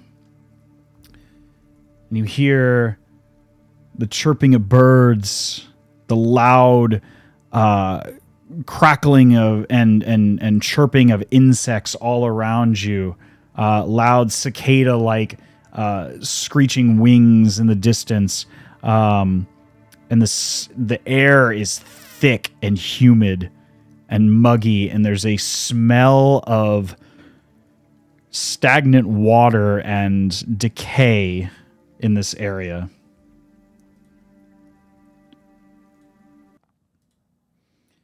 As you find yourselves in the proximity of the Rauguru Delta.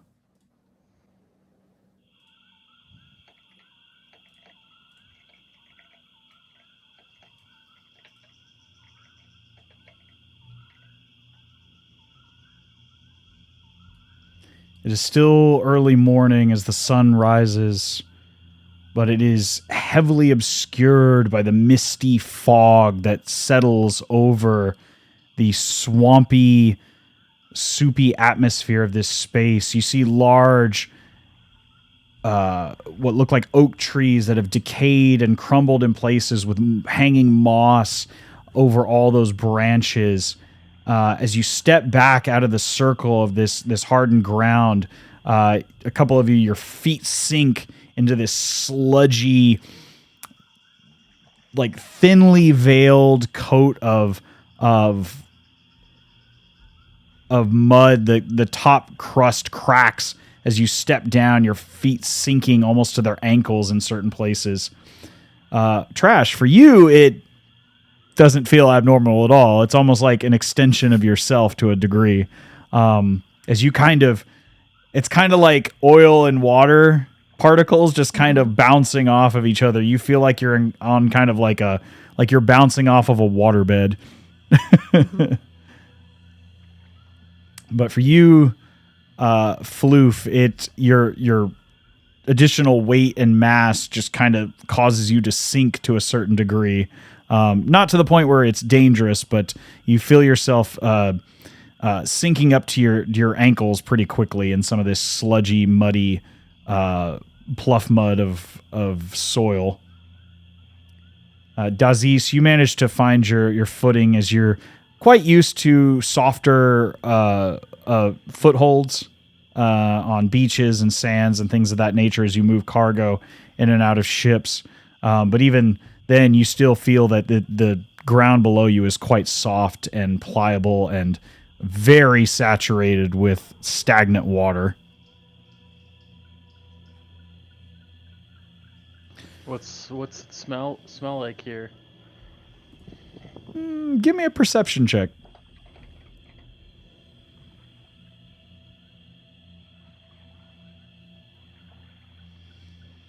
At first, you get the strong scent of decay, of like rotten things, of just rotten wood, decaying moss, and plant life, stagnant water. But there are some sweet scents underlying those decayed scents. And you look around, Floof, and you see that there are in some of the shadows of some of these tree roots, you see there's some mushrooms and things of that nature, of very vibrant colors. You're not sure what kind of mushrooms are at a first glance, but you've seen a handful. You've seen a lot of them are not edible. They are probably most likely poisonous toadstools and things of that nature, but there is quite a variety of fungal spores and things of that nature, and you get that in your nostrils immediately. Like there's floating spores all around this part of the swamp as you are on the very edge. As you look north, you can see the river beginning to flow into the deltas, and there's that point of fresh water and just a small amount of saltish, brackish water. And that's where that strong stink of decay in that mixing sort of stagnant area as it feeds into the deltas. That is really pungent. Okay.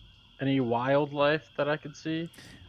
A wide variety of birds, crows, various birds of prey as you look up to the high treetops.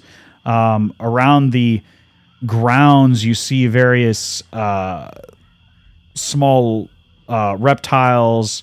Occasionally, you'll see small bubbles pop at the surface as you imagine ambush predators lie in wait in some of the deeper waters and just around the edges of the banks of this swamp. You also see various small rodents kind of skittering about through the fallen logs and trees and up through the treetops themselves. It is a very diverse area of wildlife. Okay. A region wholly its own with its own ecosystem.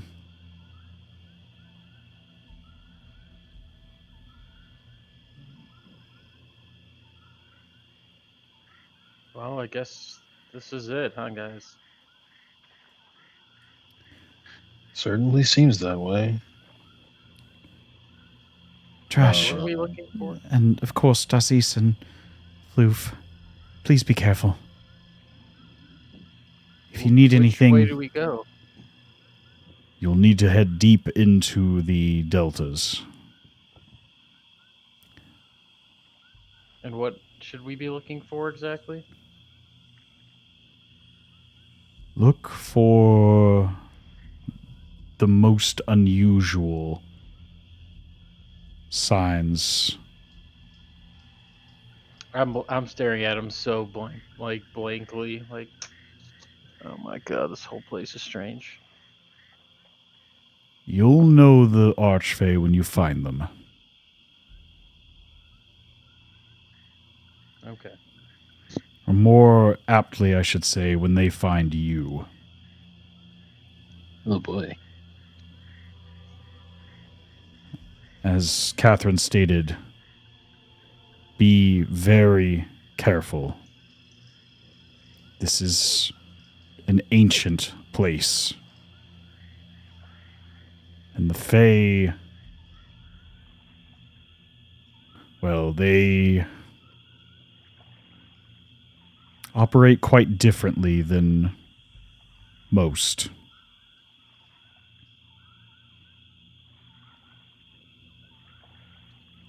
Okay. Catherine rushes over to you, Trash, and gives you a hug. Yes, I will return the hug. Please be careful. We'll You be too. in touch shortly. But I wish you luck, all of you. As she steps back. You as well. Very well. You look as Nightingale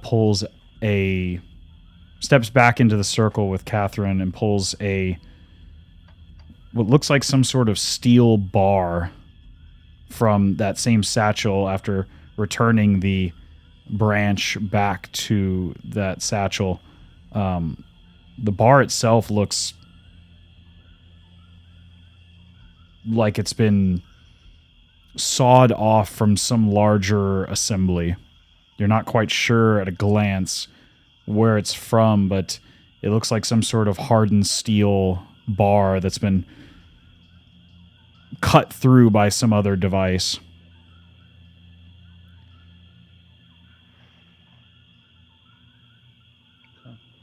If we don't hear anything in 3 days' time, we will contact you.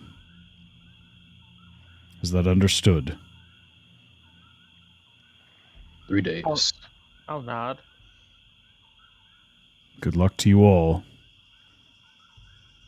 Happy hunting.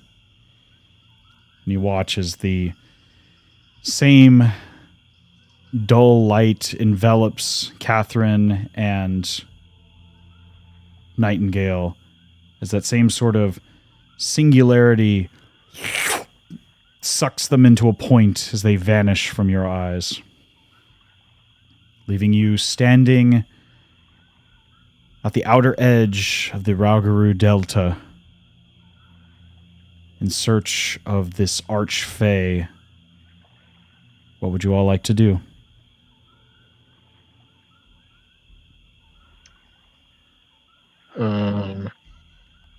I don't know, observe my surroundings. Okay. Give me a perception or survival check, your choice. Perception. Okay. My rolls are garbage. It is hard to say with the mist covering over. It's hard to pinpoint what direction you should be heading. All you can currently see is that you should be heading deeper in, where the trees seem to knot together, and you see larger fungal outcroppings sprouting from the fallen remains of rotten trees and petrified wood all along the base of this swampy area. Does anyone else want to make a check to try to direct yourselves deeper into the delta? Or I will.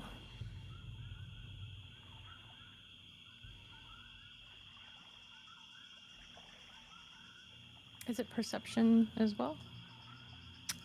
Yes. Well, whatever you'd like to use. You can use perception, survival, arcana, whatever you want to do, or whatever spells you'd like to use, whatever things you have at your disposal. You are welcome to try. If you explain it well enough, I will allow it. Okay.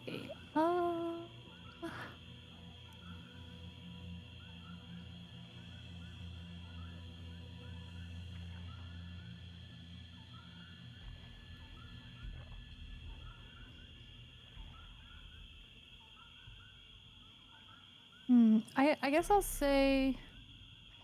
I'm trying to think how I would.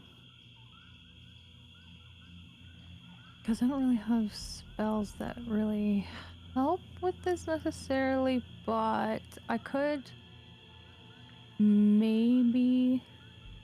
It doesn't necessarily have to be a spell. Just, try to think creatively. How would you utilize what you have to better direct yourselves in this unfamiliar territory?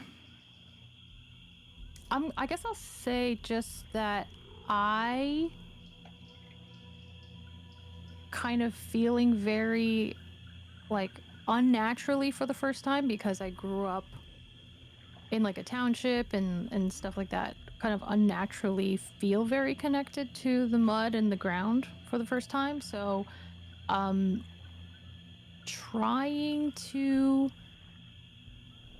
just, I guess, like connect with the ground nature wise to the best of my ability in the way that I don't. It really is like, it's almost like I have to ask Floof for some guidance because I was like, I don't think I've ever really thought to commune with nature or like feel very connected, but Okay. I feel it weirdly here, so I'd like to try. And how do I do that kind of thing? And I'm Okay. I'll tell you what. I'll give you two options. You can roll an Arcana check by yourself, or Floof, you can assist Trash, and you can roll Trash nature with advantage. Your choice. I'm willing to help somebody commune with nature, or like, yeah, I'll help if that's the role you choose. okay. I'll try. Yeah, I'll try nature. Okay. You may With roll nature advantage. with advantage then.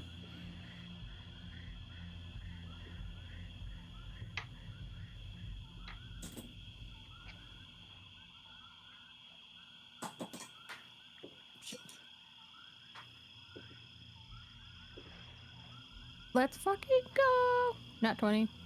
Let's go. There you Hey. go. Well, I mean, the other one was a 4, so I'm Oh. really. I'm Hey, really glad I that's got sometimes that nature, or sometimes advantage is the kicker. At first, as you spread your plasmoid form, your amorphous form out across the ground, almost like you're becoming part of the decay and the moss in this location.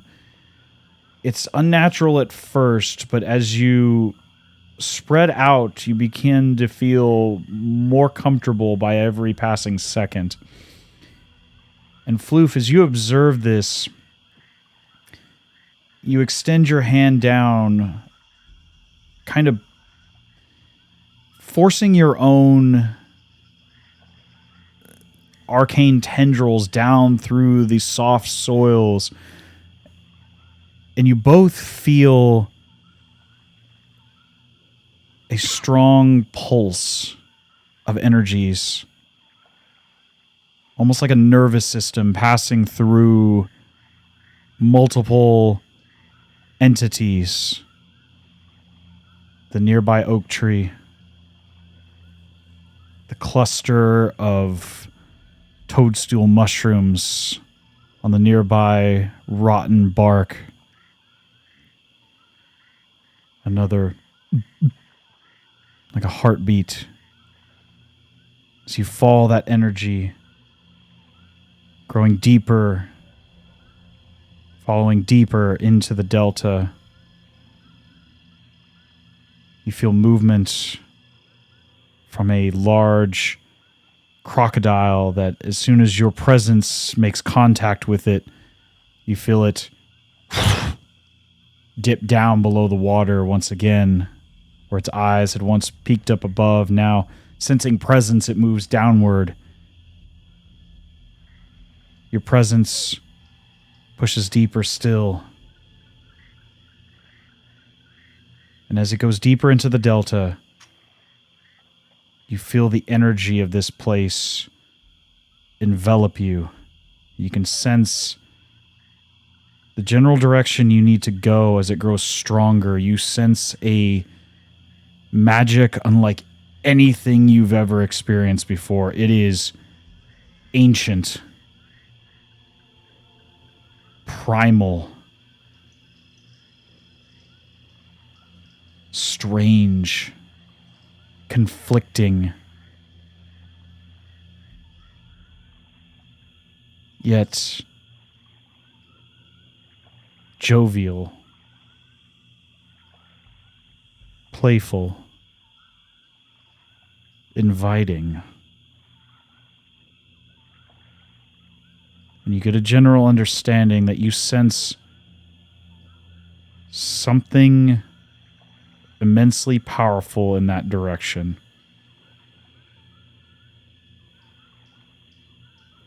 What would you like to do? Did you feel that, Trash? I did.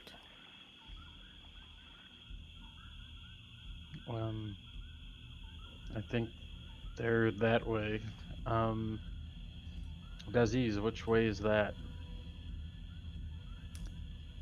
With that Which way is roll, with that roll, Dazes, you can see it is in a approximately a south by southeast direction.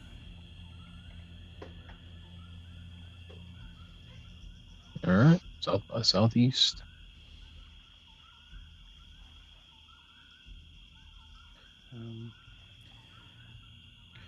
Okay. Can we tell? Can we also tell like directions based on like sun location in the sky? Yeah. Like, can we see the sun clearly enough to do that? Yeah, you can vaguely see the sun through the foggy, humid atmosphere around you. I will go ahead and let you make a survival check, and you can do so with advantage as Billet pulls out one of his rifles and uses the iron sights to try to pinpoint the trajectory of where the sun is. So go ahead and roll survival with advantage. Oh, okay. This one.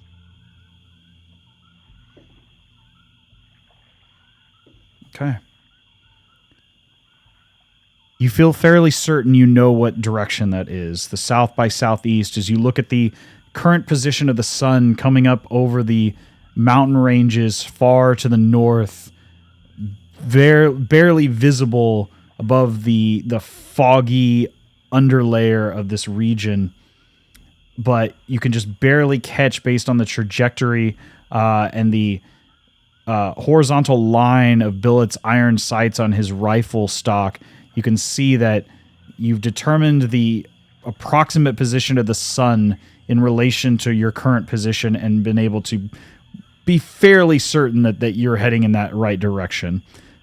Combine that with the more abstract direction that your companions have shown to you. You feel fairly certain that is the direction you need to head.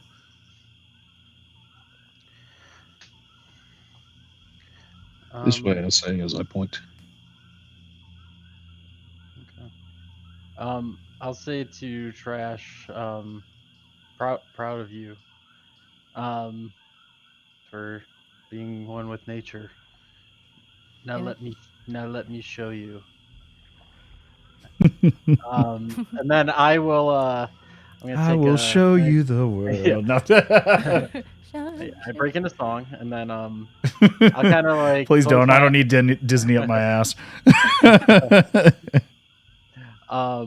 I'll kind of close my eyes and just like take like a really intentional deep breath, and like I don't know, maybe I'm glowing a little just because for flavor. But I am actually going to cast Commune with Nature. Okay. Can you go ahead and post that in the chat? Perfect. Briefly become one with nature and gain knowledge of the surrounding territory. In the outdoors, the spell gives you knowledge of the land within 3 miles of you. In caves and other natural 300 feet, the spell doesn't function where nature has been replaced by construction, such as dungeon, towns.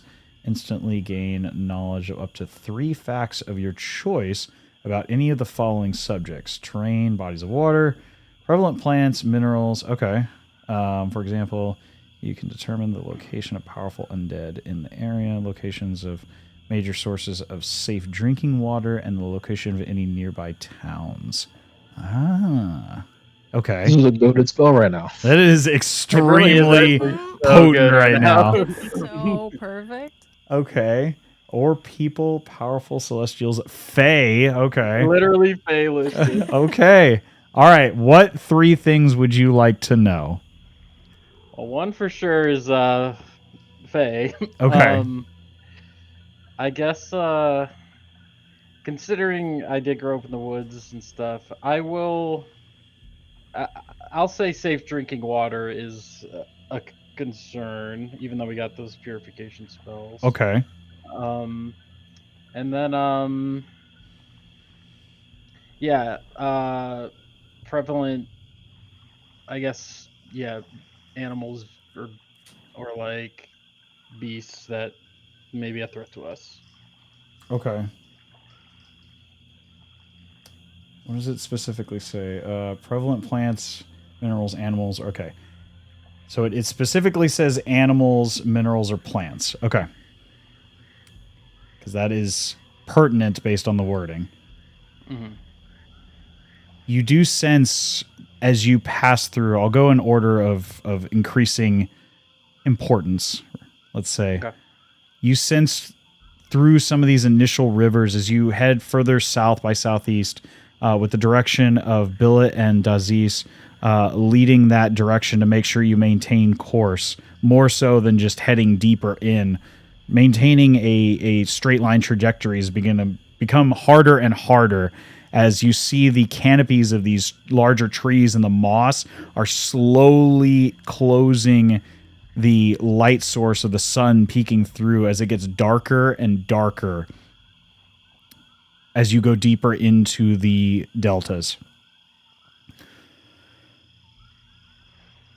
Okay. But you feel confident with your nature check alongside trash, as well as this now commune with nature, that as far as the animals in this region, the beasts, you sense large crocodiles, or should I say alligators, I should say. These are freshwater alligators. But with your perception of these animals, you feel fairly confident you can steer clear of any large ambush predators. You also sense a variety of wild pigs, boars, things of that nature. You can hear them scuttling about, looking for any type of root vegetables, things of that nature. Other large entities, beast type creatures. There are large birds of prey in the canopies. In addition to not so much birds of prey, I guess, birds of opportunity that you sense almost like vultures, but not quite. They are, but of similar style. They wait for creatures to succumb to sickness or the leftovers of other predators that they then take the scraps and the bones and the leftover carcasses and I should say birds of opportunity is a better descriptor. Okay. Quite a variety of those. What you also sense... What was the other category? It was the Fae is the last one. What was the other one besides bodies of water? Okay. Yeah. Most of the water here is fetid and completely undrinkable. But as you go deeper in, you notice that there are large bellflower-like pods, plants that are designed to collect moisture by their very nature. And you sense large pockets of water in some of these belled flowers, almost like the gullet of a pelican. They catch rainwater, they catch moisture and condensation every morning, pools up in the bottom of these plants as you lift one of the leaves of these large, probably 3 foot deep bell pods. You look down and there is probably like 12 to 14 inches of crystal clear, beautifully drinkable water in some of these planted pods. either collected via moisture or collected via rainwater and filtered by the surface of these leaves and plant follicles. Okay. So you feel confident as you go deeper in that you will have an opportunity to find other such plants like this. And you don't get any sense that these are dangerous, these particular plants. However, you do sense as you go deeper in certain directions were you to go off your trajectory that you're currently on. One in particular, you sense there is a powerfully hungry plant-like entity directly to your west. Almost like as you turn and look, you almost don't see it, but you sense it. Like a springed trap on the surface of the swamp floor, whereas everything around it is muddied and already quite sticky to walk through. Any large animals or insects or reptiles that were to walk across the ever so sensitive surface of this large plant entity would be snatched up instantly as you feel the tension in the surface of this plant, like a massive man-sized Venus flytrap. Were you to walk on the surface of this plant, it would spring up and snatch you up instantly, and would be quite a fight to get out of. You also get a very acrid scent from the surface of this ambush predator plant, the scent of some sort of acidic substance on the surface, likely whatever it uses to dissolve its captured prey. Okay. Lastly, deep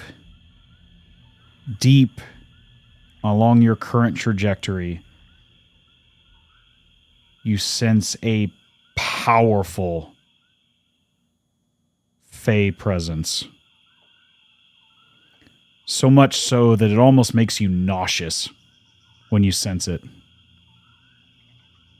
Like it turns your stomach and gives you a momentary sense of vertigo as you have to catch yourself against a tree trunk lest you fall over into the swampy water. You've never sensed a presence like this before.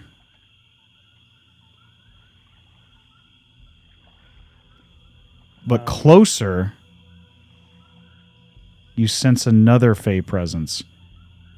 Almost minuscule and masked by the larger presence, you do sense a small, like the equivalent of a single kernel of corn in a silo of corn. As far as analogies go, it is infinitesimally smaller than the main presence you feel. But nevertheless, you just barely register it because you're heading in that direction. The other thing you notice about both of these Fae presences, both the small one and the much larger presence, they are both moving.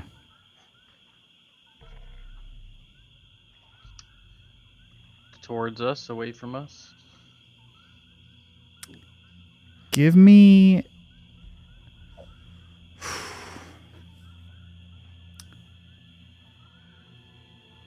Because you cast Commune with Nature, I'll let you do this check with... give me either Nature or Arcana with advantage. I feel like nature seems appropriate.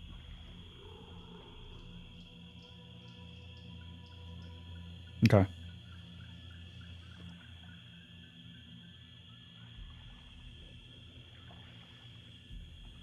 The smaller one seems somewhat random, as if it's just has no particular direction. The larger one is much slower and occasionally pauses.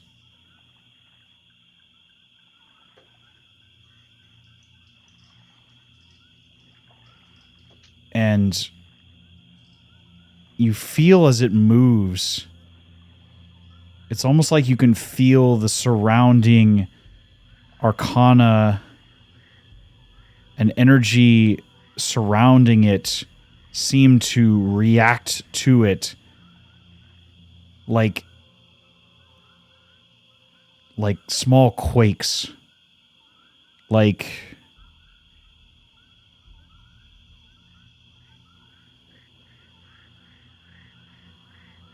the beat of a drum, or more appropriately perhaps like very impactful footsteps that seem to resonate out with each step.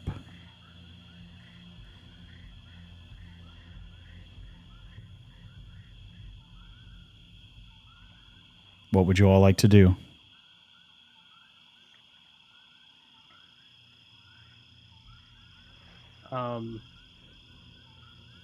I could do it in Floof way, or we could just do the whole. I would have. I will explain more or less everything that you just told me to these two. Okay. When it comes to this, let's just say that I described it to you two with like an amount of detail and like With a heavy floof overtone. Well, I want this to sound like maybe even for the first time you guys heard me talk, like I knew what I was like talking about. Like I really just knew how to describe it, blah blah blah, and Okay. just like the nature part is what I'm able to communicate well. For the first time, Trash and Dazes, Floof seems to be much more certain and coherent in his explanations. The subject itself is very abstract and hard to understand, but the way Floof describes it makes it make more sense somehow. It's like a double negative, creating a positive perception and understanding in your mind. Nice. It is extremely hard to describe, but you resonate with the way your companion describes this presence to you. Mm-hmm. You feel strongly that you are on the right pathway. Yeah, I'm almost like look at Dazes and like, is it just me or did Floof become more eloquent?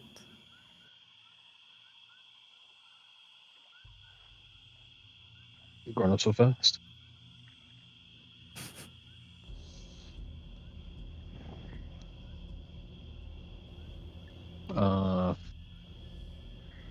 But yeah, I mean, as per.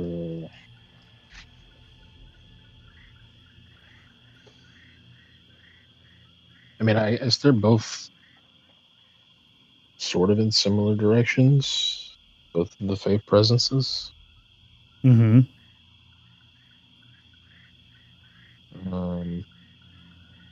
I guess I asked Floof, like,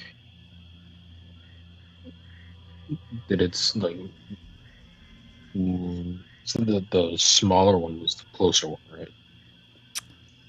Yes, and as you say that to yourself, you say that to, and Floof explains it to you. In that period of time, Floof,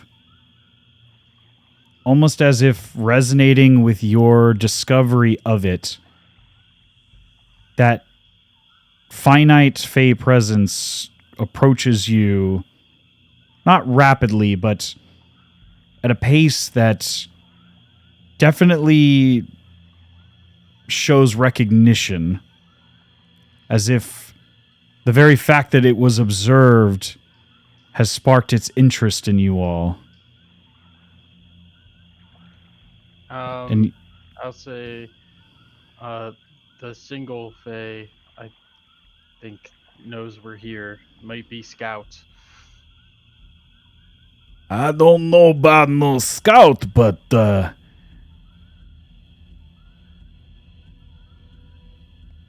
I no see people like you in this place. What a use! We got a Louisiana accent. We teleported to fucking Louisiana, bro. And I do it off rip, but I wasn't gonna say it. Floof, as you look down and you now then focus your mind again, the spell still active. How long does that spell last, by the way? Or is it just instantaneous? Oh, 1 minute. Or I'm sorry, casting time's 1 minute. How long does it say? I think I just know everything in Okay. real time. Gotcha. Okay. We'll play fast and loose with it. It doesn't really have like a duration. It just says instantaneous. Okay. Well, aren't you the kind of interesting folk that are coming around here? And you look down, or you look straight ahead, Floof, and you don't see it. You sense it. You don't see it. You look up and around. No, down here, big one.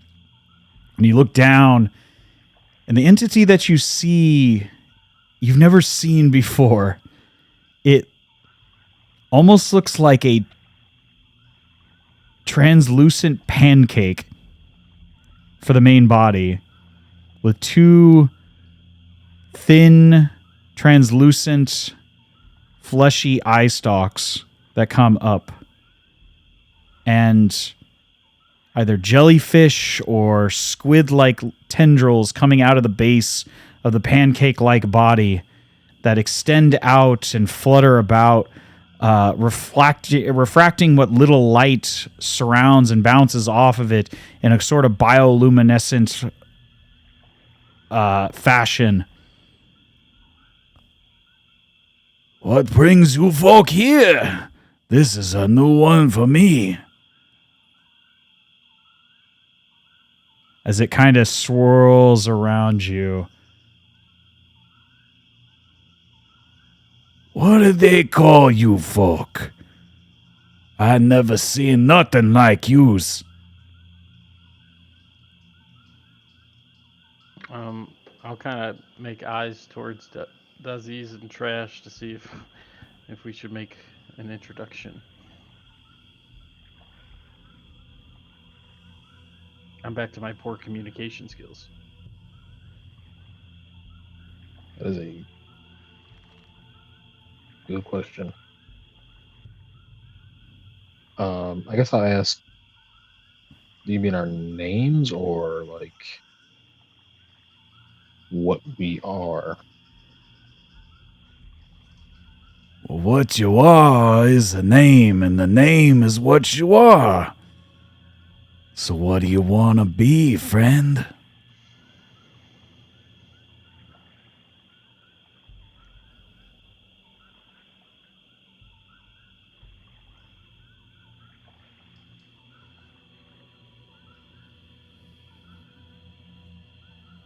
And you watch it sort of float around you, Dazes. Its color changing, kind of reflecting as you see it float between you and the vague bit of sunlight that still remains. From your perspective, it almost changes to like a golden reddish hue, and then as the tendrils kind of drape down below it, they kind of darken to like a deep blue, greenish, like putrid color at the ends. They seem to change depending on what angle the light hits it. But you can see the two eye stalks that follow you intently, and this very thin smile across the top of the like pancake-like main body as it looks at you. Is it like eye stalks, like a snail eye stalks? Yeah, sort of. Okay. Yeah, like okay, they move up and down at different elevations above the main body. Like they can move independently in all directions, 360 degrees. Okay. As one looks at you, the other one kind of turns in the opposite direction, looking at you, Trash, and looking over at Floof. Oh, you're a real interesting bunch, you are. Are you the ones that be talking with the dirt? Talking through the soils? Talking through the plants? Spooking all the cracks? I simply feel what's around me. They call me Floof. Oh, that's a good name.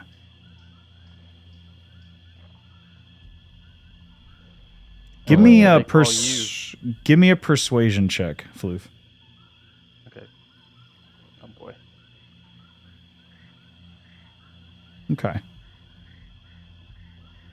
That's a good name. I don't always have a name. Well, if I had one, I'd like to be called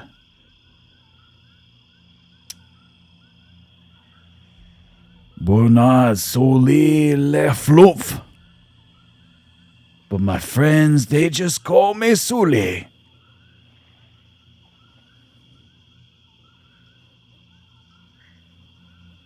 Can we call you Sula? Are you a friend? I'd rather not be an enemy. Give me a persuasion check with advantage.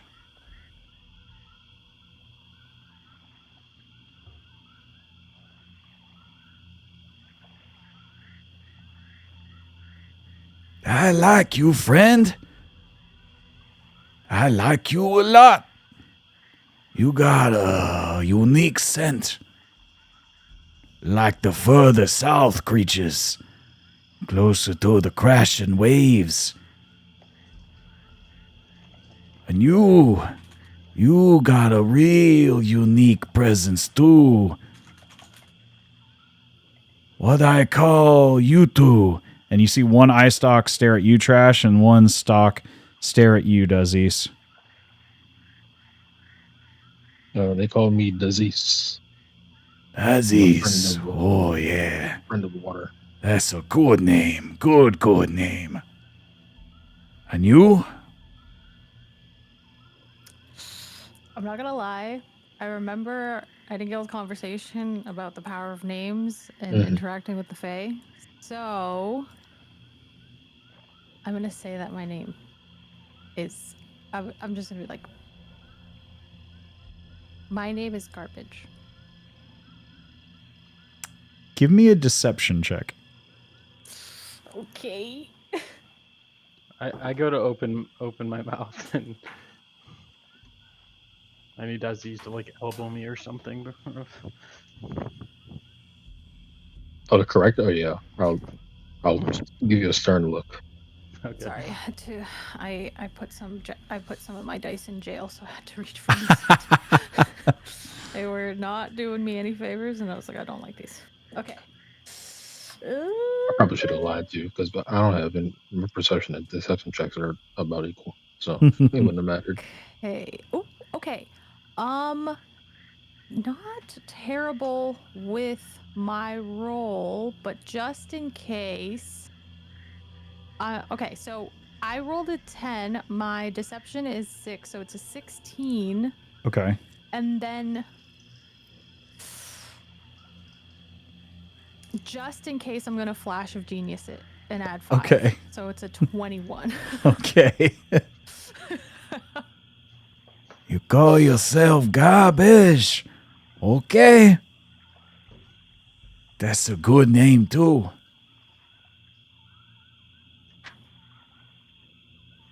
Well, friend Aziz, Floof, and garbage. Follow Sule. We go deeper into her domain if you like.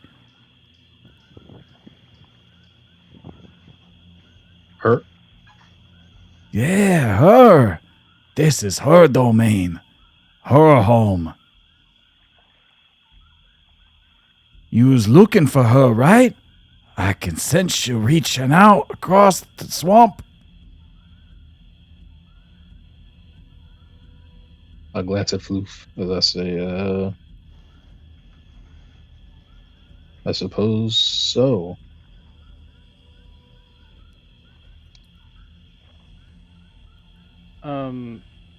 Is like the way he's gesturing in the direction of the group of Fae?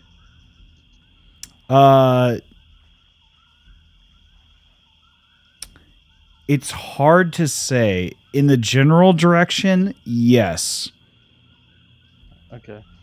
But you can see like the way this creature moves, it's like they're at one point they're heading one way, and then suddenly they change direction and almost do a loop-de-loop and head like 60% of the other way. And then following that, it is one of the strangest sort of directionally challenged, like as this creature kind of chicanes through various trees and everything. You don't get a sense of, just at a passive glance, that there's any malice. They just seem to be very flippant in their pathway through this dense swamp. Like there's no real sense of urgency as they seem to head in that direction, that general direction that you've sensed that much more powerful Fae presence. And let me go ahead and pull this individual up for you all. Trash, give me a nature check, if you will. Okay. I don't think either the other of you would know what this creature is. I certainly would not. I would love a visual. I will share it in a moment, but I want to see if Trash would really be the only one that might know. So 18 plus nature 5, 23. Okay. When you hear the name Bernard Soule Le Floof, that last word kind of gives it away. And as you think about what they're saying, that this creature is likely some variant of a flump. And you vaguely remember hearing about these creatures, these playful Fae origin creatures that often hang out in darker caves and less populated regions. And the one thing you do remember from those texts is this. If you can befriend a flump, you will have a friend through thick and thin through life.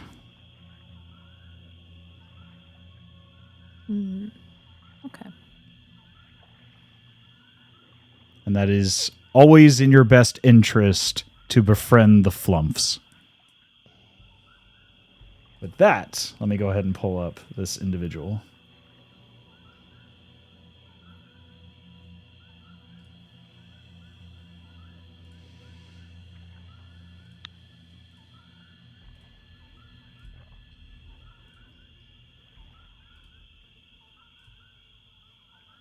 Did that show? I don't know if it showed on... Did it show on y'all's end? Yep. Yes. That Cute. That is Bernard Soule Le Floof. Sorry to anybody who's Creole or speaks French. My French accent is fucking horrendous. So, I'm sorry. I'm trying my best. I don't know if it showed up on my end, but I will add it in post later. So,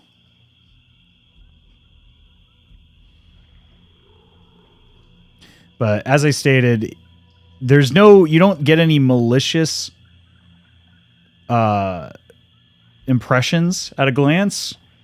They just seem to be very happy-go-lucky and flippant in their movements and their intent.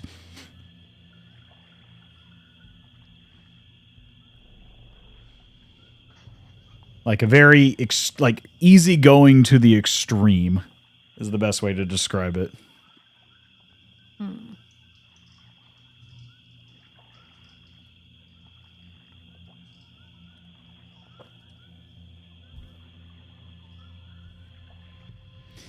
But as he sort of swirls through the air, kind of floating, vaguely heading in that direction that you sense the much more potent Fae presence, Floof. What would you all like to do? As Soleil is heading deeper into the deltas. I mean, I think it makes sense to follow him. I'll look to these two and be like, I don't know, sure.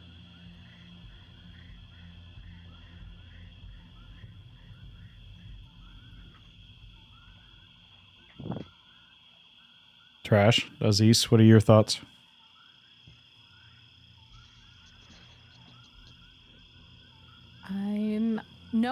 I don't know, I guess knowing what I know now about Bernard, we don't really have a moment to like check in, I guess, with each other, but I try to like I don't know if they're gonna understand. They can decide whether they understand or not, and I'm just kind of trying to be like, I like point at myself, I'm like, should I tell them my real name, like me, and then see their reaction. It's entirely up to you.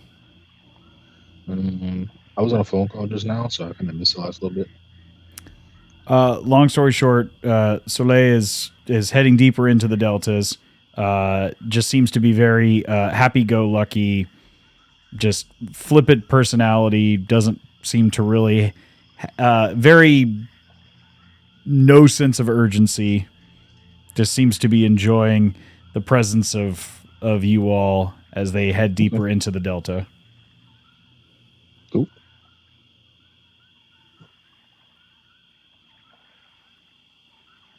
He seems chill, so I'm chill.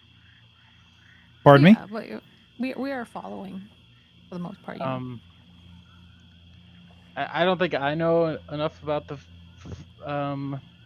history of the name, so I don't think I would. I think if anything, I'm just confused as to why you said floof or garbage instead of trash, and I'm just rolling with it. Okay.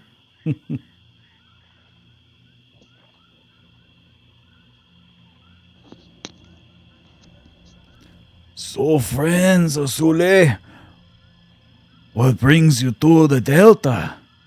To her home?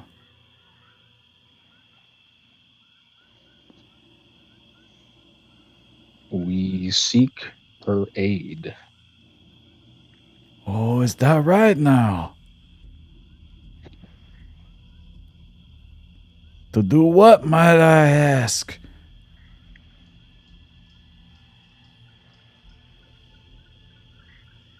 Save the world. Ain't that a treat? Holy cow.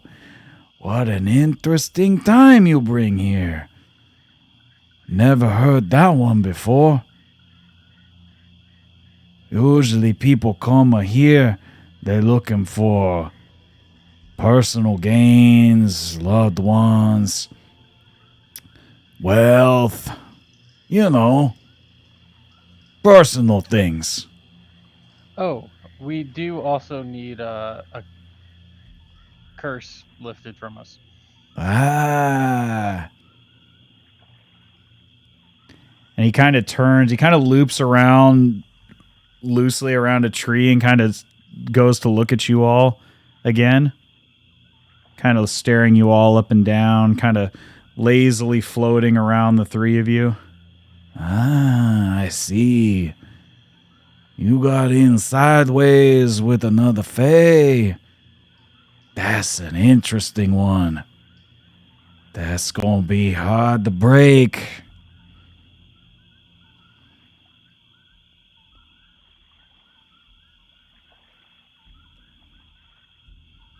Yeah.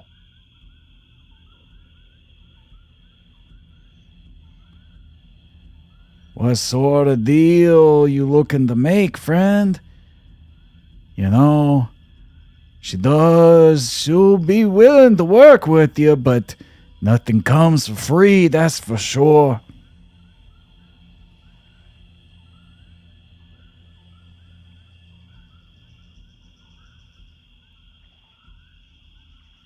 I don't really have much.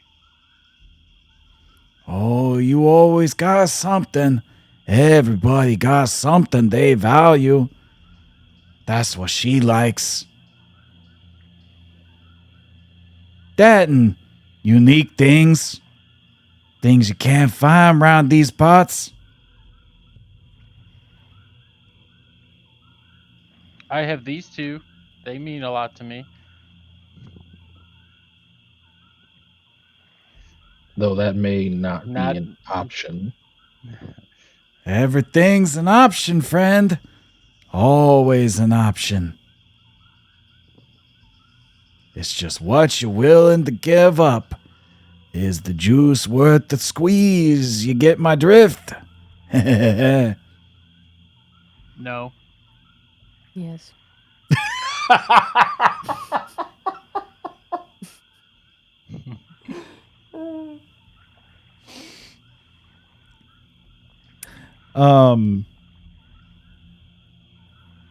As you all follow Sule through the deeper parts of the delta, if I can get a group perception check, please. This is such an interesting conversation. Okay. I rolled another nat 20. This Okay. Yes. This dice is hot tonight. I'm glad I put the other one in jail. You can see, although Sule's pattern seems very wild and irrational and definitely not any type of straight line. Like it's like following a drunken kite through the through the trees.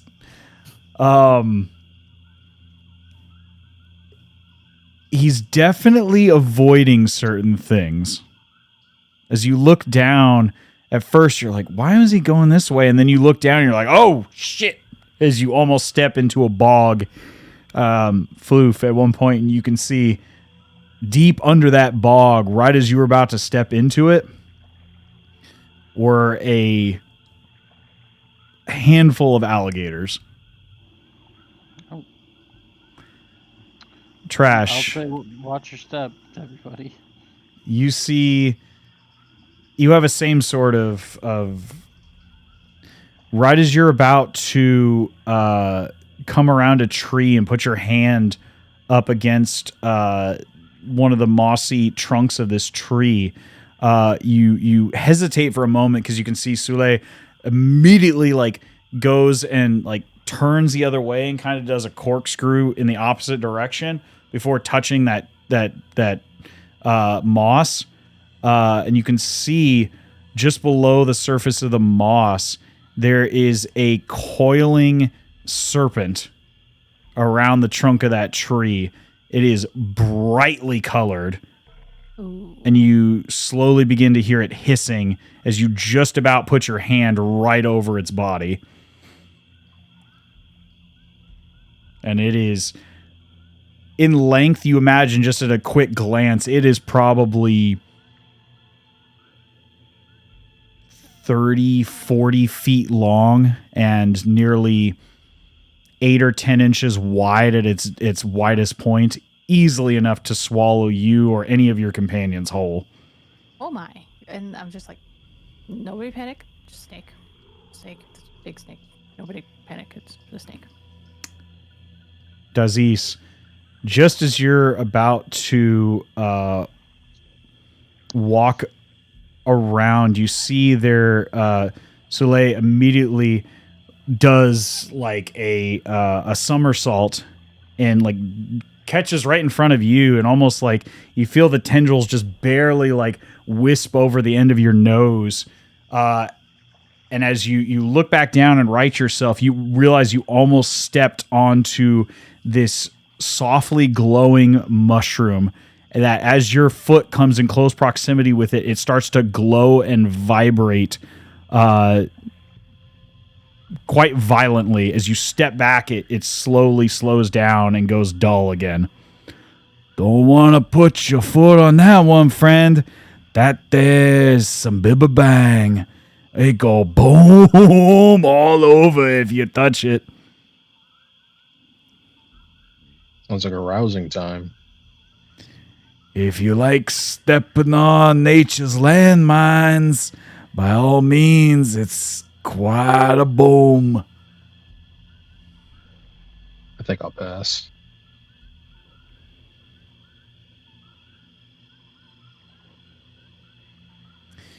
As you follow Soleil deeper and deeper and deeper into the deltas, at this point, the canopies are so thick and crossing like fingers. Long tendrils and moss have now all but completely masked any sunlight coming from above. It is near pitch black in this space, with the exception of the soft glow around certain mosses and fungi that give off a bioluminescence. And as Soleil gets closer to some of these, you can see he himself begins to give off a bioluminescence, almost like a nightlight. We getting close now, friend. Stay real close. I guide you where you needs to go to find the place. We're getting close. If you'd waited too long, it might not be in the same place.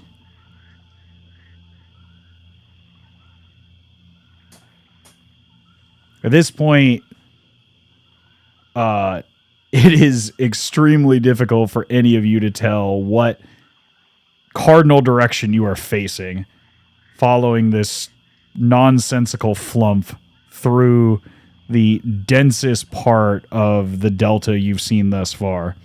It is extremely dark. The moisture in this space is like the humidity in this space is almost oppressively dense. Like the fog is thick and heavy, and the smell of spores and decay is even more overpowering than it was when you first entered Floof.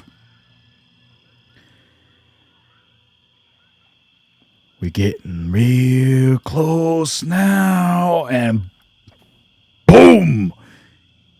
At this point, you all feel a resonant vibration shake the ground around you. Boom! Another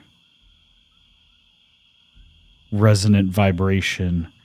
The trees, the soil, the stagnant water of the swamp, all shaking in unison to whatever is delivering this vibration.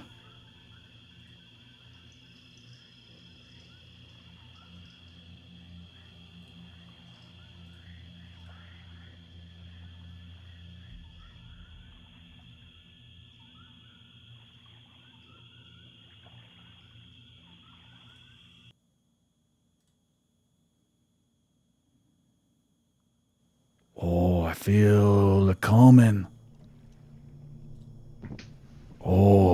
Yeah, she a calming.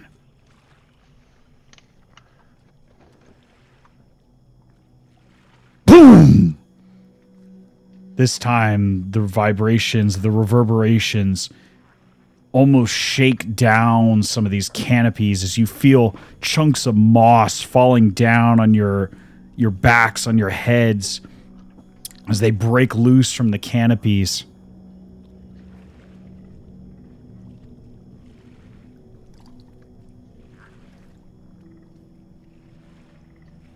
She seems real interested.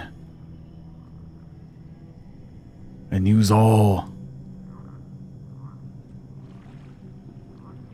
very interested. Never had visitors quite like you coming this deep into the deltas.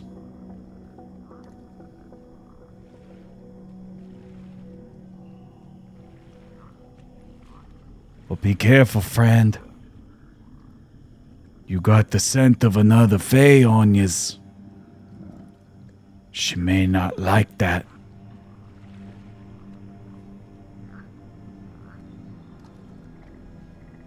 Well, we want it off. Boom! This time, the reverberation is intense. I need everyone to make a dexterity saving throw. Let's go. I'm good at those. Oh, that was not good for me.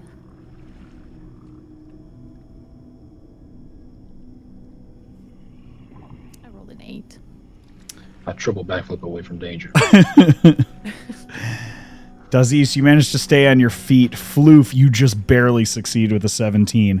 Trash, you fall down into a mucky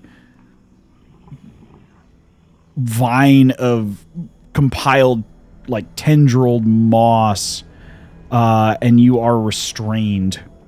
Oh no. As you slip in between these various plant entities.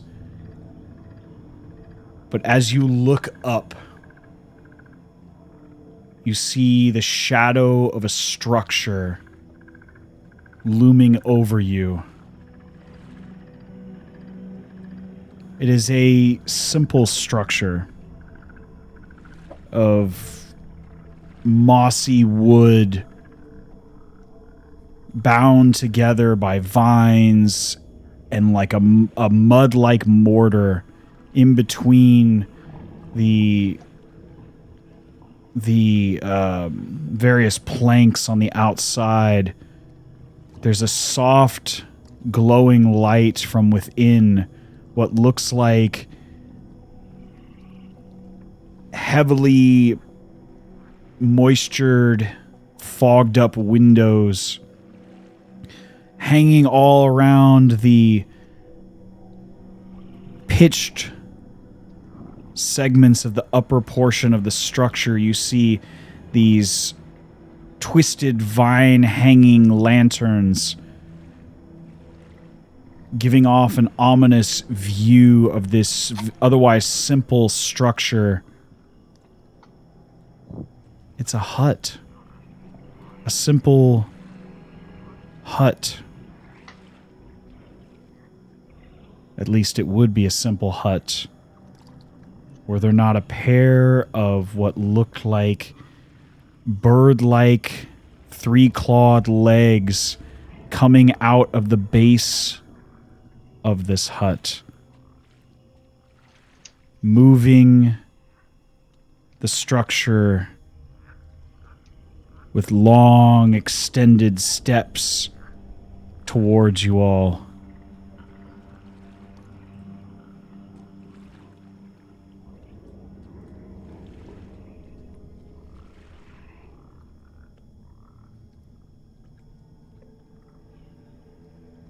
As the claws dig into the dirt and mud.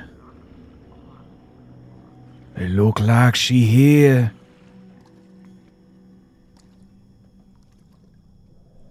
Their color is real different though. I don't think she like the fact that you got the scent of another on yous.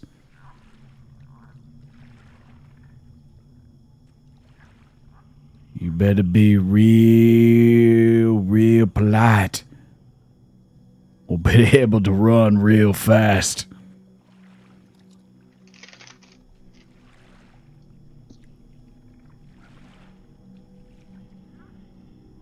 And we'll go ahead and leave it there until next time.